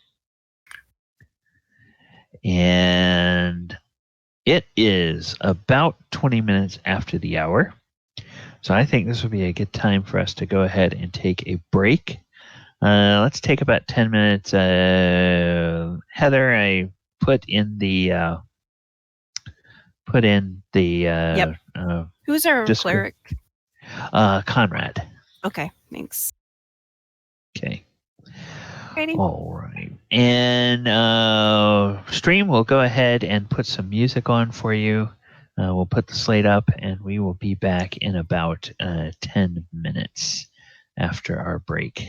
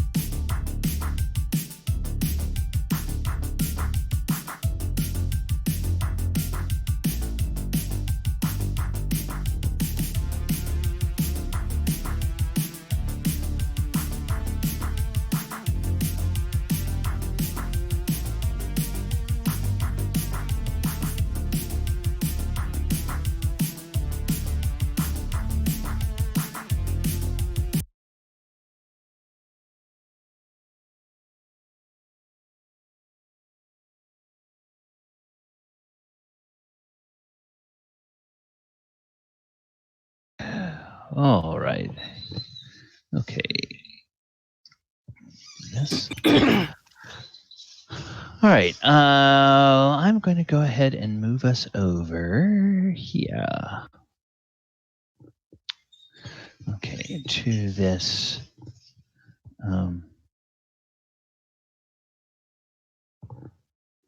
Okay, to this. I'm going to get rid of that thing, and I'm going to enlarge this. All right, so you guys are all gathered together, along with Gundren and Sildar and Clark and Dill, and you. Let's see, make sure their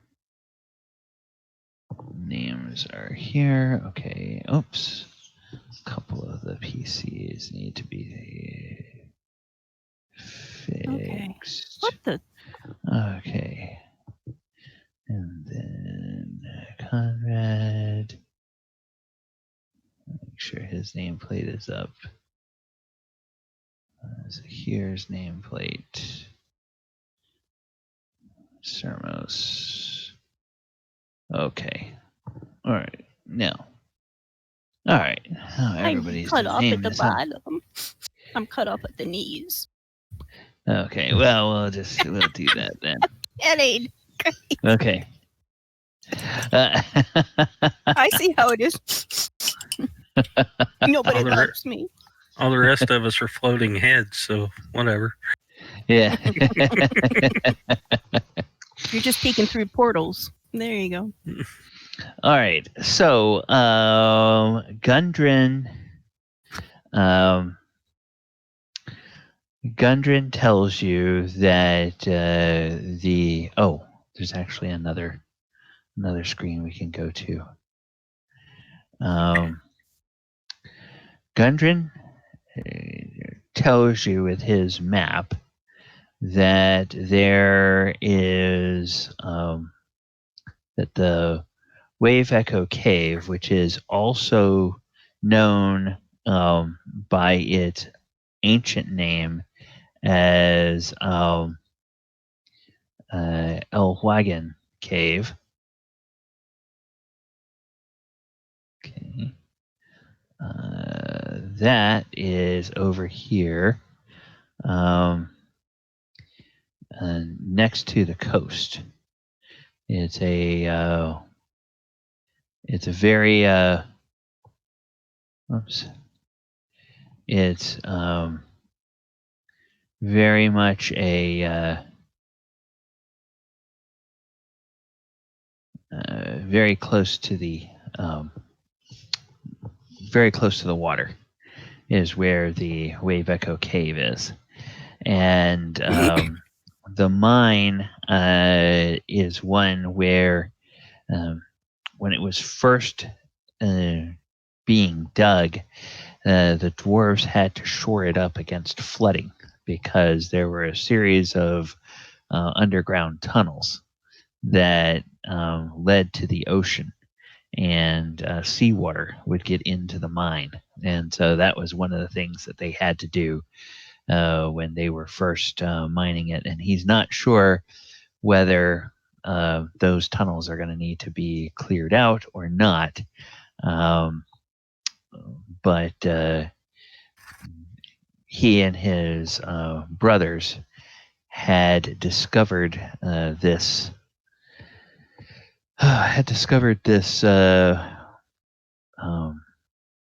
area here. Okay, now what the hell? Where is this stupid thing? Okay, there we go. There we go.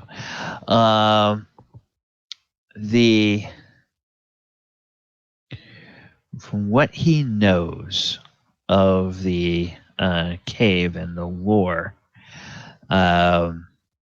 there are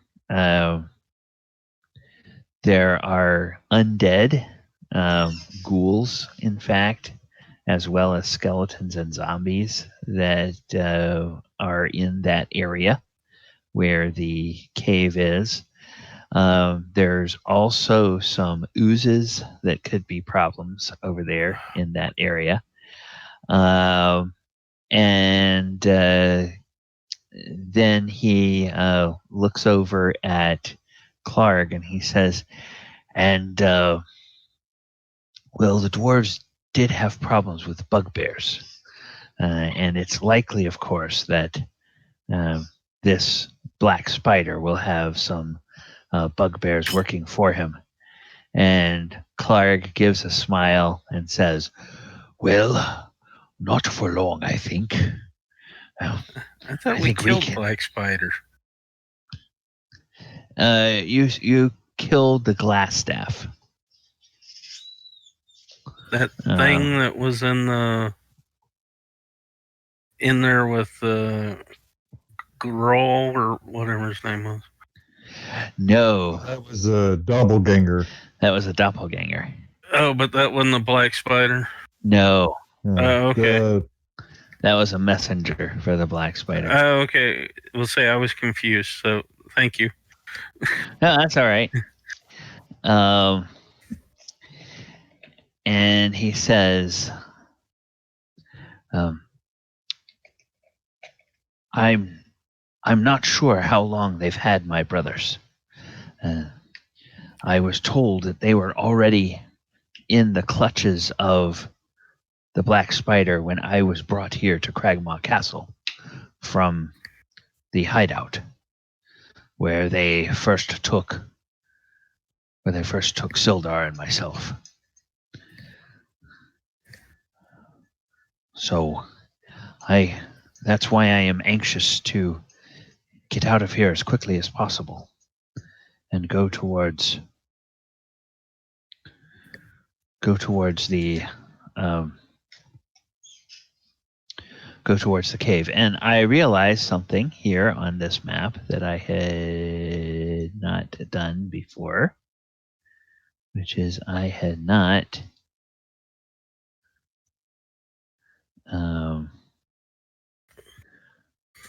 put the location of Cragmaw Castle on the map.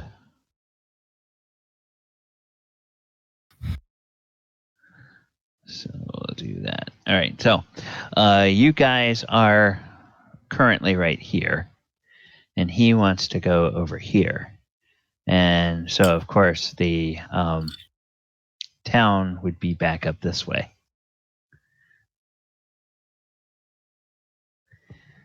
And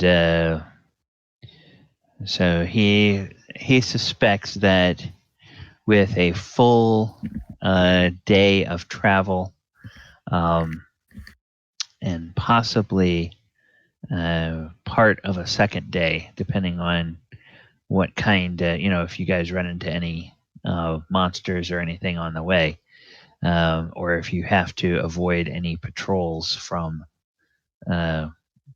the black spider may have out in the area, you should be able to get to the cavern. Does the opening face the sea? No. The opening is inland, but when you go down, there were, of course, some natural tunnels that led to the sea.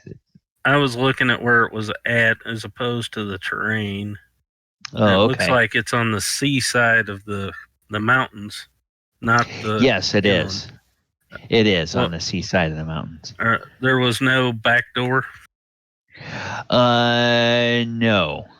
I see. When you're saying, does the mouth of the cave face the sea? Well, it does, but it's kind of up in the hills. It's not I get down. that, but it's on the seaside. Yeah. It's on the seaside. So I was wondering if there was an entrance on the opposite side of the mountain from that cave, like a secret entrance. Speak, friend, and enter. Not that Gundren knows. There are. He does tell you that the shoulders of these hills are fairly low, and there is a road that goes. It's an old road that goes to a settlement that's been abandoned for 50 years or more. That was out here on this little peninsula, but there's still the track of an old road that can be followed over the shoulder of these hills to get over there. So it's not you don't have to climb up and over the mountains like you're doing rock climbing or anything. Yeah. Take all the fun out of it. Yeah. Well, he says, we dwarves, we're more comfortable under the mountains than clinging to the sides of them like a goat or something. Enough dwarven spirits will do anything. Well, this is true. Can't deny that. All right, so he is going to look to you all. Oh, and he will go ahead and give you, to the best of his knowledge, he'll give you a layout of the upper part of the mine. And the upper part of the mine, let's see, we had something over here that we were using before.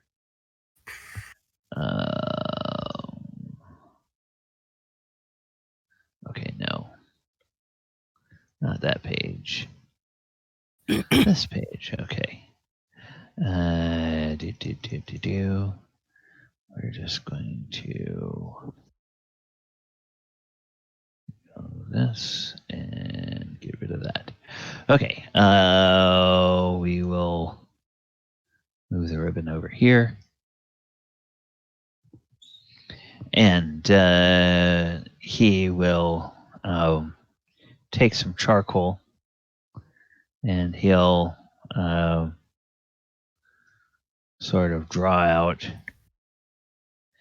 a little bit. He says, all right, the mine, if you will, it has it's kind of a long entrance that comes in, and it goes to an area that had a cave-in where the floor collapsed. That was the reason that they abandoned the mine the most recent time. So this is a mine that has been worked for time and again over the course of several centuries. So this would be the main entrance, and then somewhere along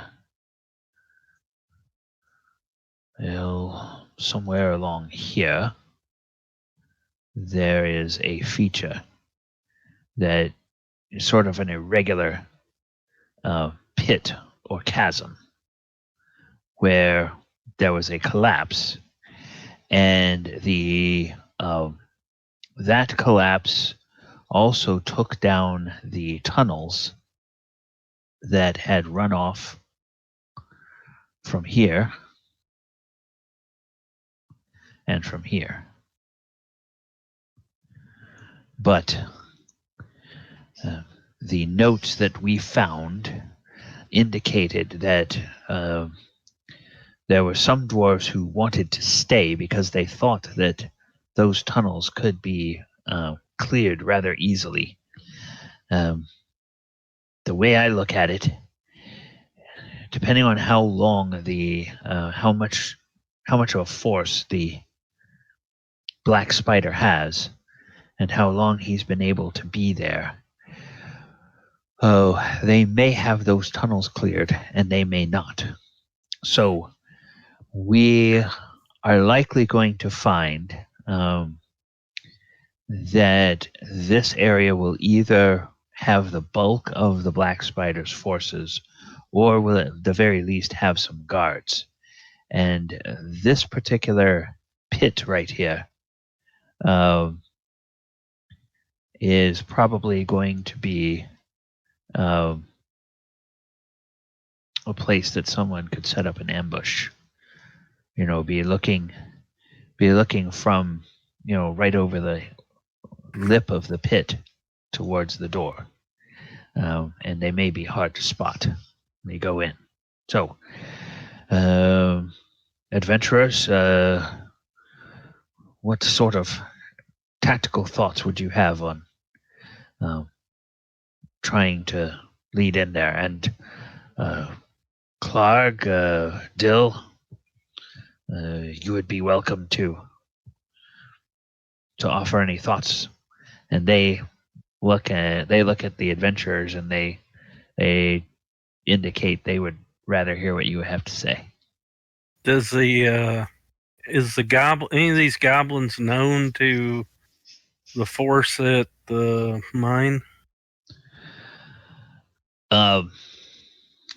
And Dill says, I doubt it. From what I could gather, talking to the goblins that have been here at Cragmaw Castle, they tried to stay out of the way whenever any of the messengers from the Black Spider came to talk with Grohl. They were kind of creeped out by those guys. I was thinking we could try the tactic we were going to use here, but we neglected to, and use the Amy slime as the shock troop. All right. Oh. Well, that could work. I mean, we could, at the very least, we could go in and dump the slime out. Well, I was thinking that the tunnel looks fairly narrow. Would it be wide enough for a wagon to get through? And Gundren says, "Oh, wagon? No, probably not. But a couple of people could walk abreast. So, you say you have a coffin or a sarcophagus? Yeah, but that thing's heavy. Well, the other option would be to dump the slime out at the mouth of the cave, but we build a fire so it doesn't want to come back out. Mm. And then hopefully we can push it with the fire down the tunnel. Ooh, or a Gundren says, or something that would make the fire move, so it would push the. I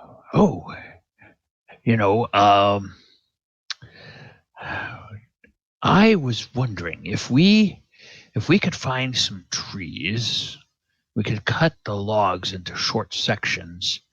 And make a rudimentary lathe. Sorry. And Dill says, "Oh, Mr. Gundren, I think I know just the thing. When I was young, we would make these contraptions that we would slide down the hills. Now, does that tunnel slope down?" Gundren says, "Yes, it does." Okay, well, what we would do is we would take like a old wooden tub, and we would get a bunch of logs, and one goblin would get in the tub, and then there would be 4 goblins that would be outside with these logs, and the goblins would run in front of the tub and put the logs down, and the tub would sort of ride over the logs as it rolled, and it was fine as long as the goblins could keep up and keep putting rollers in front of the tub, and then we would go all the way down the hill. But invariably, somebody would fall down, and then the tub would hit the ground, and it would spill out, and the goblins would go, and they would hit you in the back of the head, and then everybody would laugh. Well, it doesn't sound fun. That sounds very funny. Games. I am not volunteering for that. Did Alice just volunteer to be in the tub?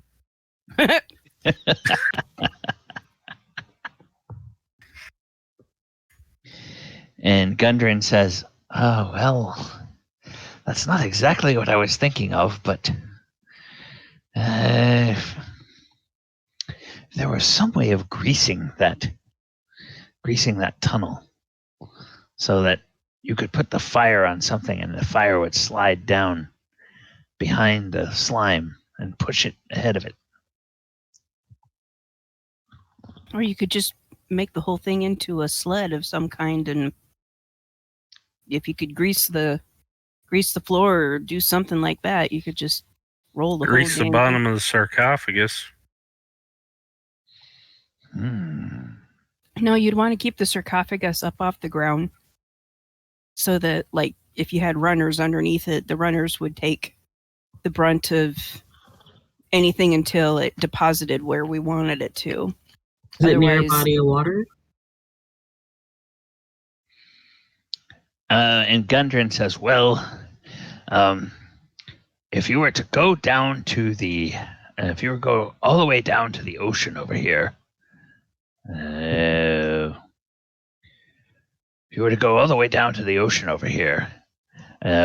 there were at one time some tunnels that allowed seawater in, but the dwarves of old, they blocked those tunnels up.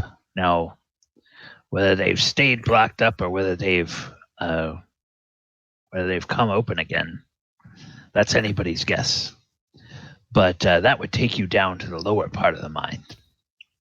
And if it's flooded, well, that wouldn't be any good.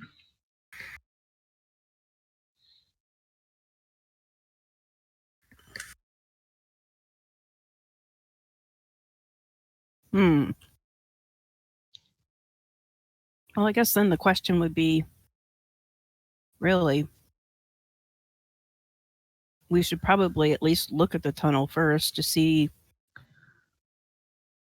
how bad it is or how smooth it is. We can get the goblins to make butter. A lot of butter. So much butter. And we could just get a big barrel of oil. Well, that's what I'm thinking. What does the town have? You said the it slopes down, right? So if you pour the oil, it's just gonna roll down. And Clark says, "Oh, Master Dwarf, I think you're on to something. Oh, what if we put something in there, set a fire near the top of the tunnel and somehow blocked up the exit of the tunnel so that the smoke could not get out, but would eventually begin drifting down into the tunnel. They might think that the mine is on fire and come to investigate, and if the slime is in the tunnel, that might do something. Or we could take the slime as far into the tunnel as we could and then build the fire behind it. Well, and if we had something that was like make nauseous gas, make smoke that would burn, be even worse than regular smoke.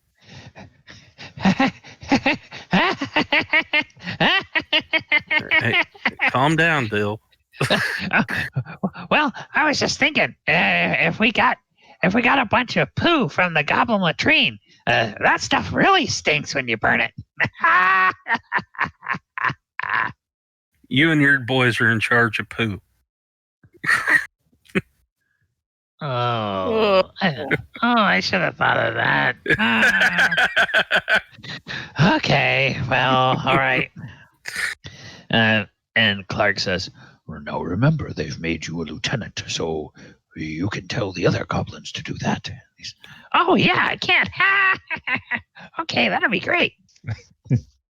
Oh, boy. So, Lieutenant of Pooh.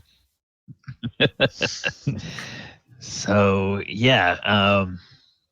And then he says, I bet if we got a barrel and we filled the barrel mostly up with goblin poo and then put some oil in there and then set the barrel on fire and rolled it down into the tunnel.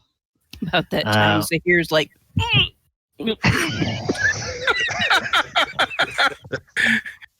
that would work. Well, the smoke's gonna come. Smoke's gonna come out too from the other side, so we're all gonna be a bit fragrant after this. And Clark says, "Oh well, we could take cloth and put it around our nose and mouth, and at least stop some of the stench that way. If we soaked it in ale or wine, it would at least smell better." I could always soak it in the essence of lavender or something, come out smelling all flowery. Yeah, it's just a mix with the poo smell. It's going to be flowery poo. It'd be poop puree. Poop puree. Oh. He says, "Well, we have some ideas there. Clark, I'll leave you and Dill to come up with something for for perhaps smoking them out. And adventurers, what sort of things could we rig up to get that sarcophagus down that tunnel more easily?" Well, we could just, instead of, we could just set up a set of rails in there. If it's two abreast, we could just make a wagon where the wheels are like just on each side of the sarcophagus. That should be good enough. I think you could cut down logs enough to make a set of rails and grease them, cut them, grease them, and attach them so that the weight will just keep them going downward. And then you could lower the sarcophagus onto the rails. And I take it are we just going to turn it loose, or are we going to guide it down? What do we want to do? We want to turn it loose. Okay. We want it to go down there and wreak havoc amongst the enemy. Well, I think if we had a couple that pulled it and pushed it to a point down the rails, and then from there, just that way it helps them move it. Well, we want to push it all the way until we can tip it. We'd want to tip it forward, obviously. Right. So we can, and then swivel it maybe at the very end of the track that we put in, and at that point in time, we just I think building the track is going to be noticed by them before we get it put in. True. That's why I said we could make just a wagon that was just as wide as the sarcophagus with the wheels just outside. And Sildar says, "Well, I was a wagon wright in my youth. Of course you were. I was apprenticed to a wagon wright. We could perhaps cut down the wagon, make the axles narrower, and Dill's idea, we could still use it. We could put the sarcophagus on the front of the narrow wagon, and put the flaming barrel behind the sarcophagus. And then when we pushed it down, light the barrel, push it on into the chamber. And then when the sarcophagus falls off the wagon and the slime comes out, the barrel, the burning barrel, would make sure that it flees away from it towards that chasm. And then it becomes a problem for the defenders to deal with. And perhaps in the commotion we can gain an advantage. And Clark says, yes, I like that. Haha, Sildar, you're almost as devious as a bugbear. I don't know if that's a compliment. More like an insult. But okay. Says that under her breath. Well, Sildar, you're famous amongst bugbears. And he sort of looks at Zhire as though he's not sure he thinks that's that's a good thing or not. Well, Amy was too, so yeah. do that as you will. Yeah, we all knew she was insane. So I've heard some ideas from Sermos, some contributions from Zhire. Anybody else have any other ideas or alternatives or things that would improve the plan? Mm-mm. I like the card idea. I think of a way we could even put maybe have a card made of stone, but that would be too heavy. And then I thought surrounding the inside of the card with stone, so that the slime could just ooze on out. Yeah, basically, it sounds like what Sermos had suggested and Sildar was picking up on is by making, by cutting down the current cart and making the axles narrower, you could fit it in there. Now, of course, that means you wouldn't have a cart to bring back to town, but hopefully once you guys get the mine going, there would be a lot less trouble with that. You could travel back and forth more easily anyway. That might be a thing. So he is interested in that, but he wants to hear if Theolis or Conrad or Alice have any alternate suggestions.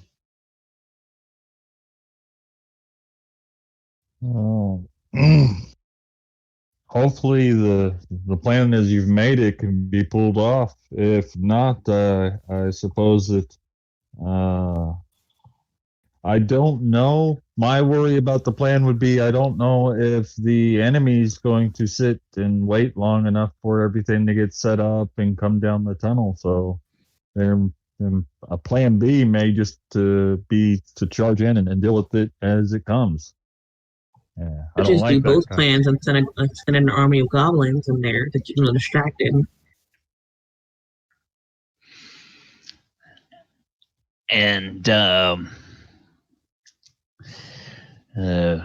Clark says, well, the goblins have largely followed this group because they generally don't send them on suicide missions. That's kind of what they have become used to with the minions of the Black Spider. There's someone who uses them as monster fodder, if you will. Who would that be mean? Useful, but it would be mean. Yes, I think that they are looking forward to perhaps actually helping Gundren and his brothers in reclaiming the mine and getting a steady paycheck, if you will, for doing some work of getting the place going again. So we wouldn't want to immediately erode that Kill them goodwill off, even though we owe them sending 140 gold. Thanks to someone. Well, I'm paying them that gold because I just found it when we cleared out what's his faces. But yeah. Okay. So, yes, the goblins will be glad to know that, hey, there is a payday after all. Yeah, I fully intended to pay him. And it's the best way to keep a workforce's morale up and high is to show them that there's positive reward for positive work. Okay. Could do the opposite and send ourselves in and then have the goblins with the Clark says, well, I'm not sure that's such a good idea either, because if the goblins get the idea that the battle is going against you, they might just run away. Well,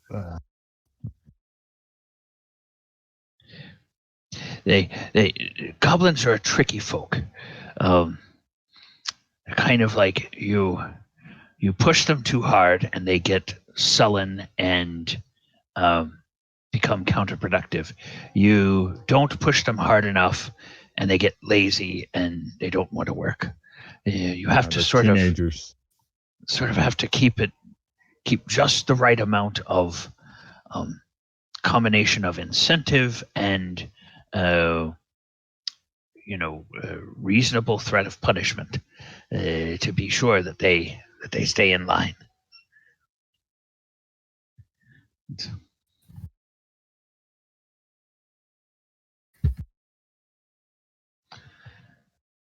And so mechanically or out of character, what we can do this in terms of something that I like to call a skills challenge, where what we can do is we can go back over here to this particular battle map, and we can set up a grid. Let's see, I'm going to move this, set up a grid here, and this will be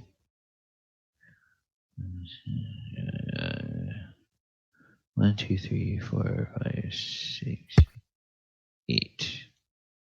And then this one will be 1, 2, 3. 1, 2, 3, 4, 5. No, I miscounted. There. Okay. So, we can get, let's see. We'll get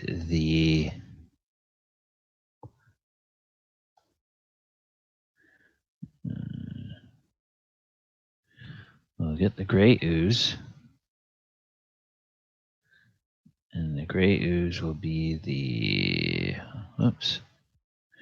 gray ooze will be the failure. And then we'll get let's get Gundren. Gundren will be the success. Now, you all have access to that. Actually, here, I'm going to do this. Player handout. There we go.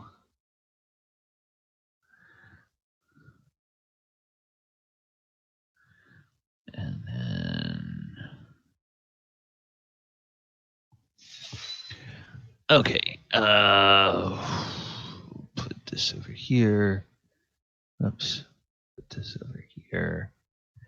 And then where? Oh, darn it.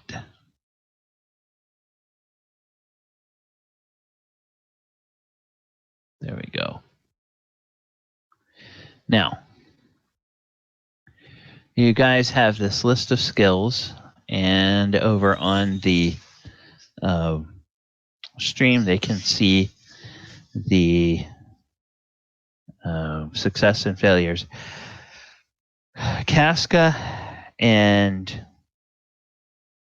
Jason, I'm not sure that you've done a skills challenge with me before, but basically what this is it's a way of determining how successful your plan A is by using dice rolls and the skills in the game to do it. So, so what you guys can do is you guys can think of a skill that would help in putting together the this plan, and you guys as sort of whether you're taking an active role in building or supervising or directing the goblins or whatever, and sort of helping to make sure that your work is not being detected by the defenders. You can choose a skill and make a roll that's either a skill check or an ability check, depending on what core ability the skill is tied to. And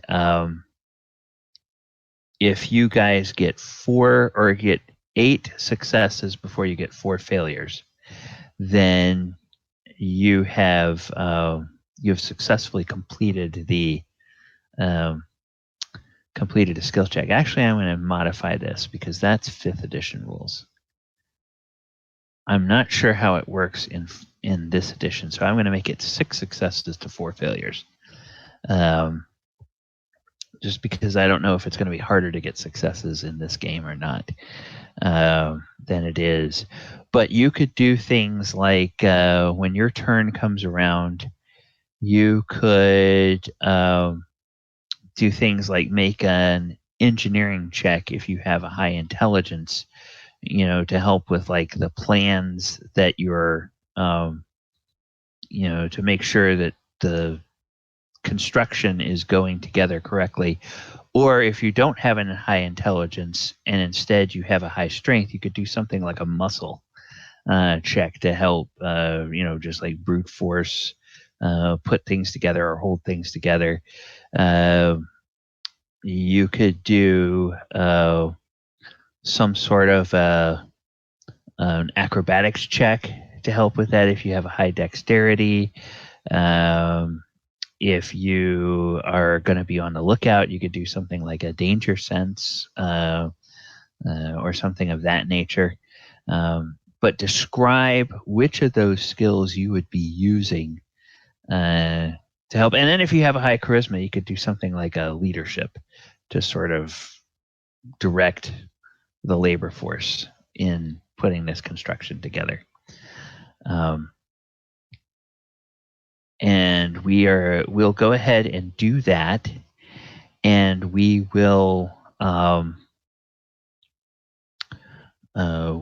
see whether your plan A is going to come together or whether you may have to fall back to your plan B.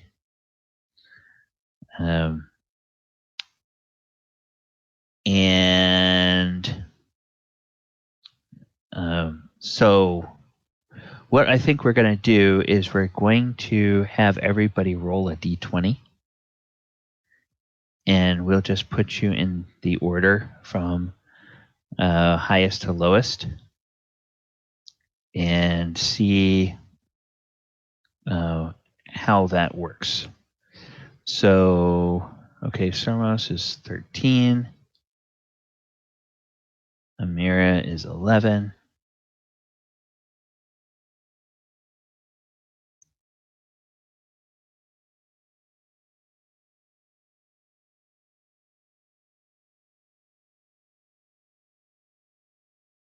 Ooh, goodness.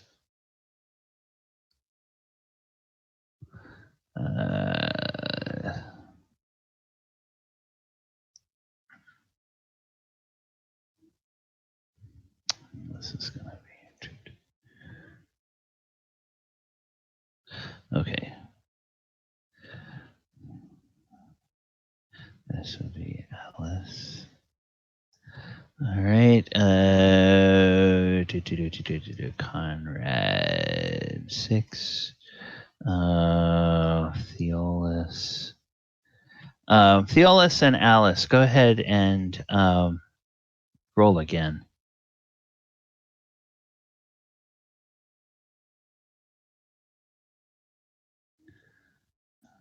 See if you guys can break that tie.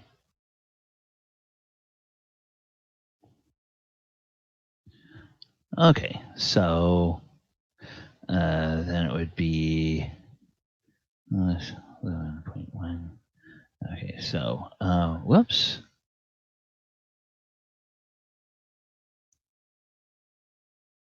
There we go. Let's go here. Let's get Conrad. Theolis. Okay. All right. So, Heather. Yes. Here, this is similar to the skills challenges that we do in the Sunday game. I've never done a skill challenge in the Sunday game yet. Oh, you haven't? You haven't been around long enough. Okay. All right. Well then. Okay then. Okay. So, what you guys are trying to do? You're trying to get this makeshift wagon constructed or sledge or whatever to get the sarcophagus down this tunnel. Okay. And so knowing your character and knowing what abilities are good for you, what skill would you use to try to help either help in the actual work of getting that done or help to be sure that you all aren't discovered while you're doing this work? Okay, so what I would probably do, just due to my skill set, is I would use stealth. Okay. Sorry, I'm going to try to map out my thoughts here. Basically, stealth to crawl down the tunnel and kind of map out if there's any sharp turns, any lumps, anything that we need to be concerned about. And then once I get to a point where I think I can see what is going on, or at least listen, later on use an alertness or something like that later on to see if I see that we've alerted anybody, just keeping an eye out, so to speak. Okay. All right. So go ahead and make a dexterity check, or if you actually have the stealth skill, you can make it stealth. I do. Okay. All right. Well, hey, that's a success. All right. So what Zhire does is Zhire goes down the tunnel, and you, in fact, discover going this entrance tunnel is rather, it's about 12 feet wide on average. Some places it gets as narrow as 10 feet. And it's a stone floor. It's clearly been carved out of here by stone. And there's evidence that at one time the ancient miners probably did have some kind of ore cart system with rails here, Mm-hmm. but the timbers for the rails have all rotted away, and the rails are all gone. So Okay. that doesn't exist anymore. But it is a rather smooth floor, and there's not too many pebbles or obstructions or anything in the way. And as you get towards the bottom and you see the cavern opening out, you notice a couple of let's see. You notice several natural pillars of rock, and you spy next to one of them what looks like a bedroll. Okay. That doesn't have anybody in it, but you are pretty sure you're still hidden in the shadows. So okay, so I will, once I've kind of mapped out the tunnel, I will basically stealth back, give them a quick rundown of any obstacles or anything like that, if anything, what the layout looks like, and then very carefully sneak back and just keep an eye out and in a shadow, and that's it. Okay. Sermos, you're next. Based on what Sermos is good at, would he be working to try to make sure the group stays undetected, or that the makeshift cart gets put together successfully?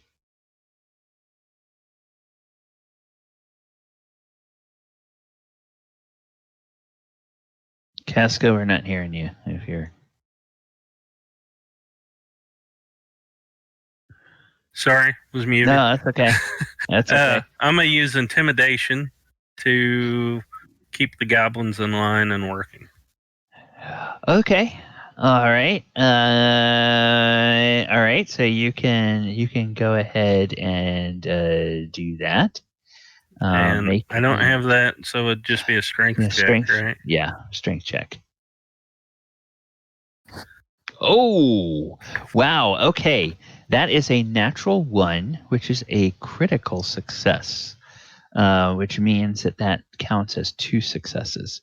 So you notice that some of the goblins aren't really paying attention as well as they should, and that they're in danger of having one of the wheels not stay on the hub is not fit on there correctly, and you sort of bark at them and point that out, and they jump to it, and they get that repaired. So it now is it's now in much better shape. All right, so now you are at 3 successes and no failures because of that critical success by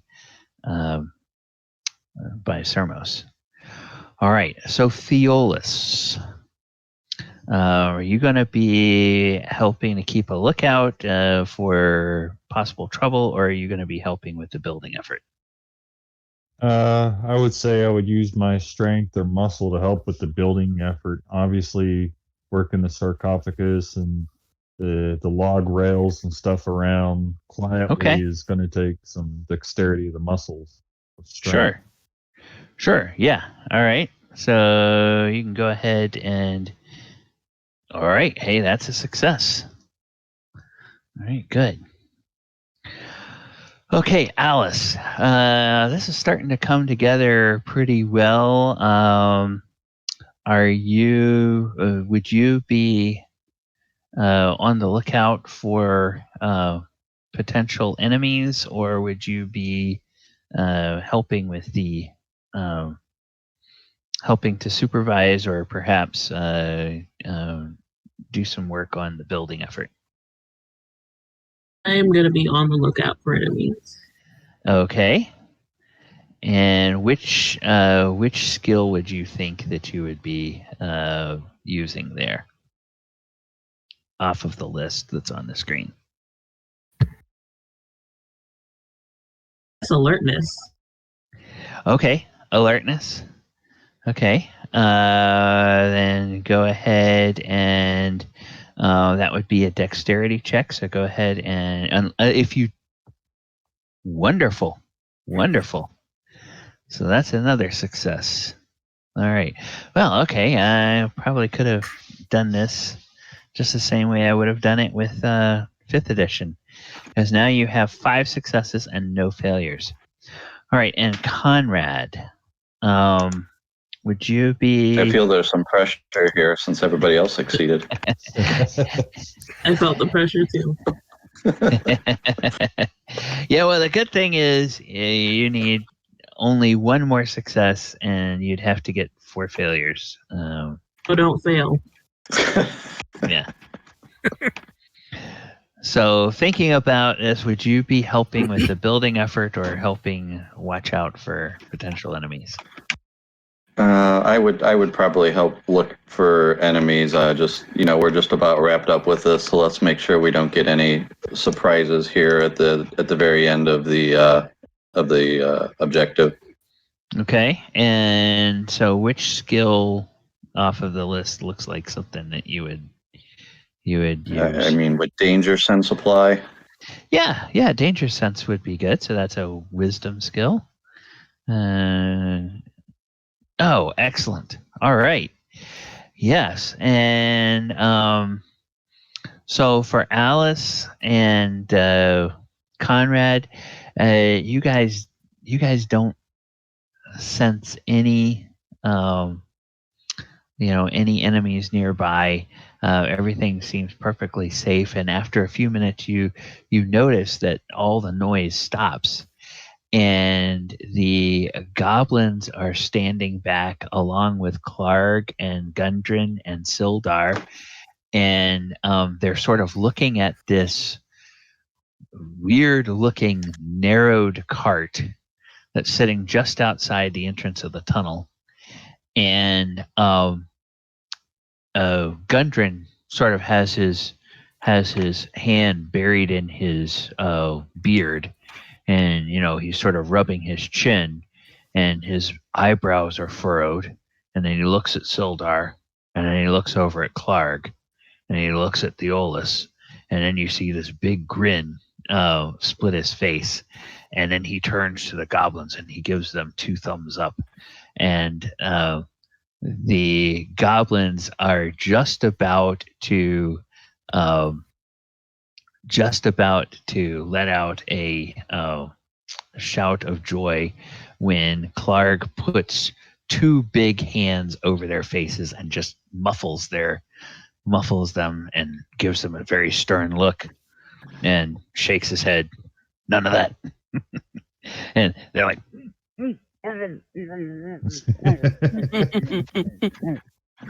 and then he finally lets go, and they're like, okay, yeah, we'll be quiet. And he says, you better, or we'll have words afterwards.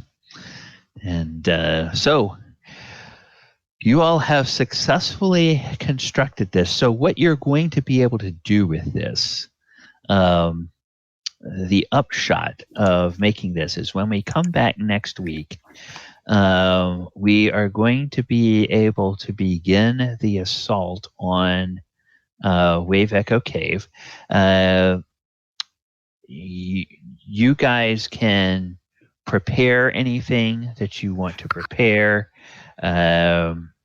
We're going to say that after the assault on the castle, you guys would have had a long rest. So spells would be refreshed. You would have had at least 1 hit point if you guys want to do some rounds of healing, or there's more healing potions now that have been found in treasure. If you guys need to do that, we'll take care of that at the beginning of the session. And then we'll actually start by launching this thing, and I'm going to have to figure out what sort of advantage you're going to get, but because you succeeded on this, you're definitely going to get some bonuses, at least in this first area here, when you go into the mine. So that's going to help to make that easier. And then you guys can decide, maybe use Discord during the week, decide how you want the NPCs to be used, and then I'll try to remember to make sure during the week to go ahead and get the goblins where you all can control them, so that when we come to doing battles, if you want to send a group of them here, a group of them there, you all can move them around as you want to on the battlefield. So we will do that. And we are now at time. Thank you guys for coming and playing. Chat, thank you guys for hanging out with us and watching the stream. We appreciate that. We hope that the game has been fun. We are getting very close to the end of this particular adventure, which means that this group on Saturday night is going to have a decision that I suspect they will have to make before the end of March, possibly before the middle of March. Well, it'll be when we finish this. Do you all want to continue doing something with this rule set? Would you rather do something with a different rule set? Would you like to start playing a campaign out of the box, or would you like to do something that we sort of collaboratively make up in terms of a campaign and sort of where it's going and what our overall goal and big bad enemy might be. So I think we will we'll go ahead and do that. We might have 1 or 2 weeks where we're basically kind of planning what we're doing next, but as long as there's not any conflicts on my end, I'll plan on running something for you guys every Saturday night. But it may be more of a let's think what we're doing than an actual D&D play session. So, all right. Thank you guys and players. Anything going on, any social media presences or anything that you have going between now and next Saturday that you want people on the stream to know about? I am turning a year older on Tuesday. You're turning a year older. Hey, well, happy birthday to you. That's so are you going to be 12? Oh. 13. 13. Okay. Actually, well, if she is turning 13, she's the smartest 13-year-old I know, because not many 13-year-olds can get through accounting finals. So that would be a very neat trick. Unless she was a prodigy or something. Yes. I'd like to think so, but I know I'm not. All right. Anybody else have anything coming up? Okay. Well, here on this channel, we will have a few things coming up. Let's see. On Monday, we will be dipping into the lore of Curse of Strahd. For Monster Monday, we will be talking about Baba Lysaga and her creeping hut. Baba Yaga. Baba Yaga. That's definitely, Baba Lysaga is definitely based on the legend of Baba Yaga, the Eastern European witch or banshee. But they, of course, have their own. She has her own weird twist in Curse of Strahd. Just like everything else in Curse of Strahd has its own weird twist. Is her house not a chicken? That's be an awful twist. Well, yeah, it's been a long time since I've run that, and I don't think the party that I was running ever went to that adventure. So that's just one of the optional side things that you can do depending on which path you choose to take. And they never got to that. So the encounter with her never came into play in our playthrough. So there's that on Monday night. Tomorrow afternoon at 2 p.m., Heather will be back as we do the Walker of Waterdeep. It's a 5th edition Planeswalking D&D campaign. And then Thursday night, we have our 5e Sword Coast Chronicles game, where they are right now dipping into the storyline of Out of the Abyss and seeing all of the factions that are vying for control in Grackelstrug, the Duragar city in the Underdark. All right, and as we leave you tonight, I am going to put the slate back up because we are now, as you guys can see from the slate, we are now part of the Game Rebel network here. And so what we're going to do at the end of the stream is we're going to find somebody else from Game Rebel who is live. And we're going to go ahead and we are going to raid them. And let's see. Okay. And we're going to go. No. All right. And let's take a look and see what people are doing. Okay. All right. There's some. Okay, we've got some Pokemon going on, some Animal Crossing, Rocket League, Portal. Rocket League. Rocket League? Yeah. I hear. Okay. Yeah, Rocket League is kind of fun. All right. So Pronade is over playing Rocket League. So we're going to go ahead and we're going to raid the Pronade. Whoops. Okay. And 4, 3, 2, 1. Okay, stream, thank you guys for hanging out. And here you go with some Rocket League for your Saturday night. All right. And then we'll go ahead and we will end the stream.